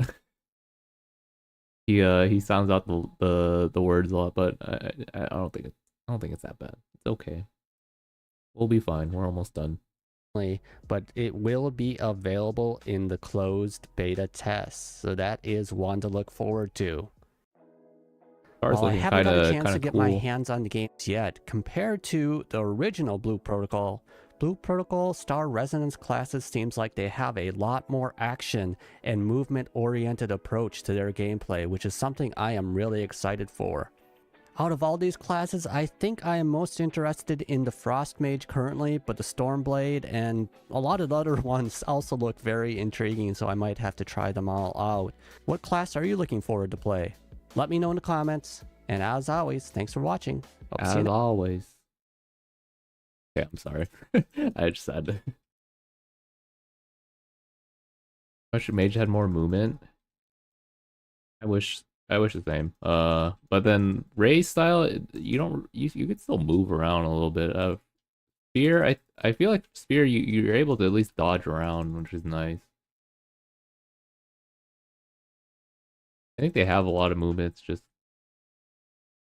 if you want to like keep up your uptime and damage, you just kind of stand still a lot. With Ray style, you can like just snip the boss and rotate around if you need to.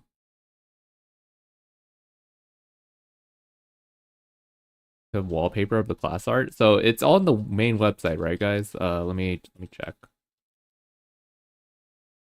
I didn't actually look at it.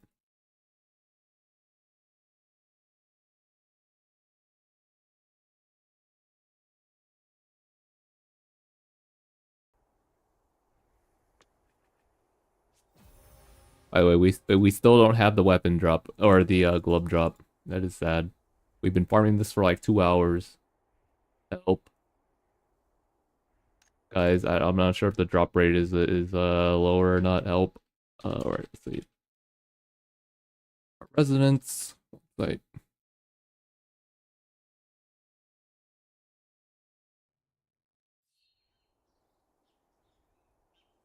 Oh, it's on the rebate page? Oh, okay. I was looking at the official page.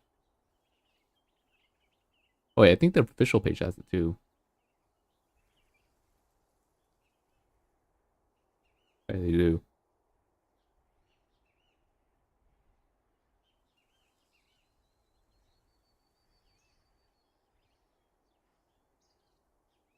Looks a lot more westernized, yeah.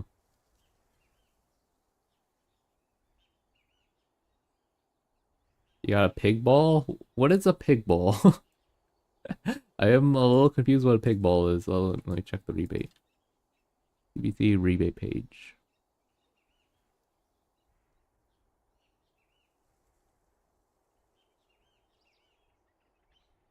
It's cool how they have different art for us.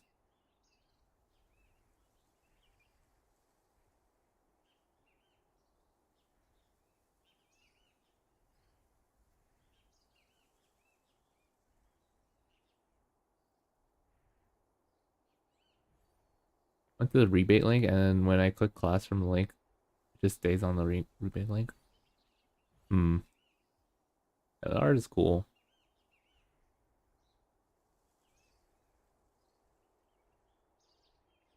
It looks like there's gonna be a lot of new people, a lot of familiar faces, some new people. I think it's looking pretty nice for content here for Star Resonance. More stuff to react to while we're doing like stuff like field bosses, guys, or like for example doing this.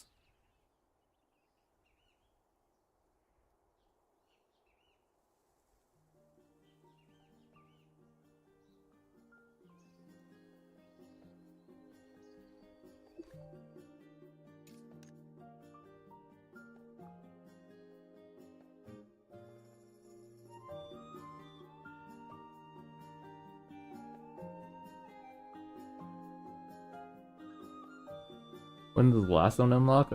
So the next zone unlocks in like about 2 days almost. Two days in like a few hours, and there's one more zone after that. I think that releases I think they said it in the update notes. It was either like August 2nd, August 3rd. Or wait, no, sorry. Double check. Pretty sure you can check it somewhere here.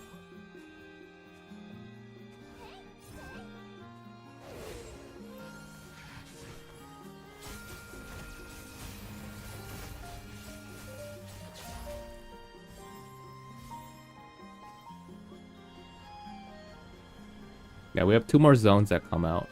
So we have the blooming forest, and then we have the like water, or we have like the rainy map.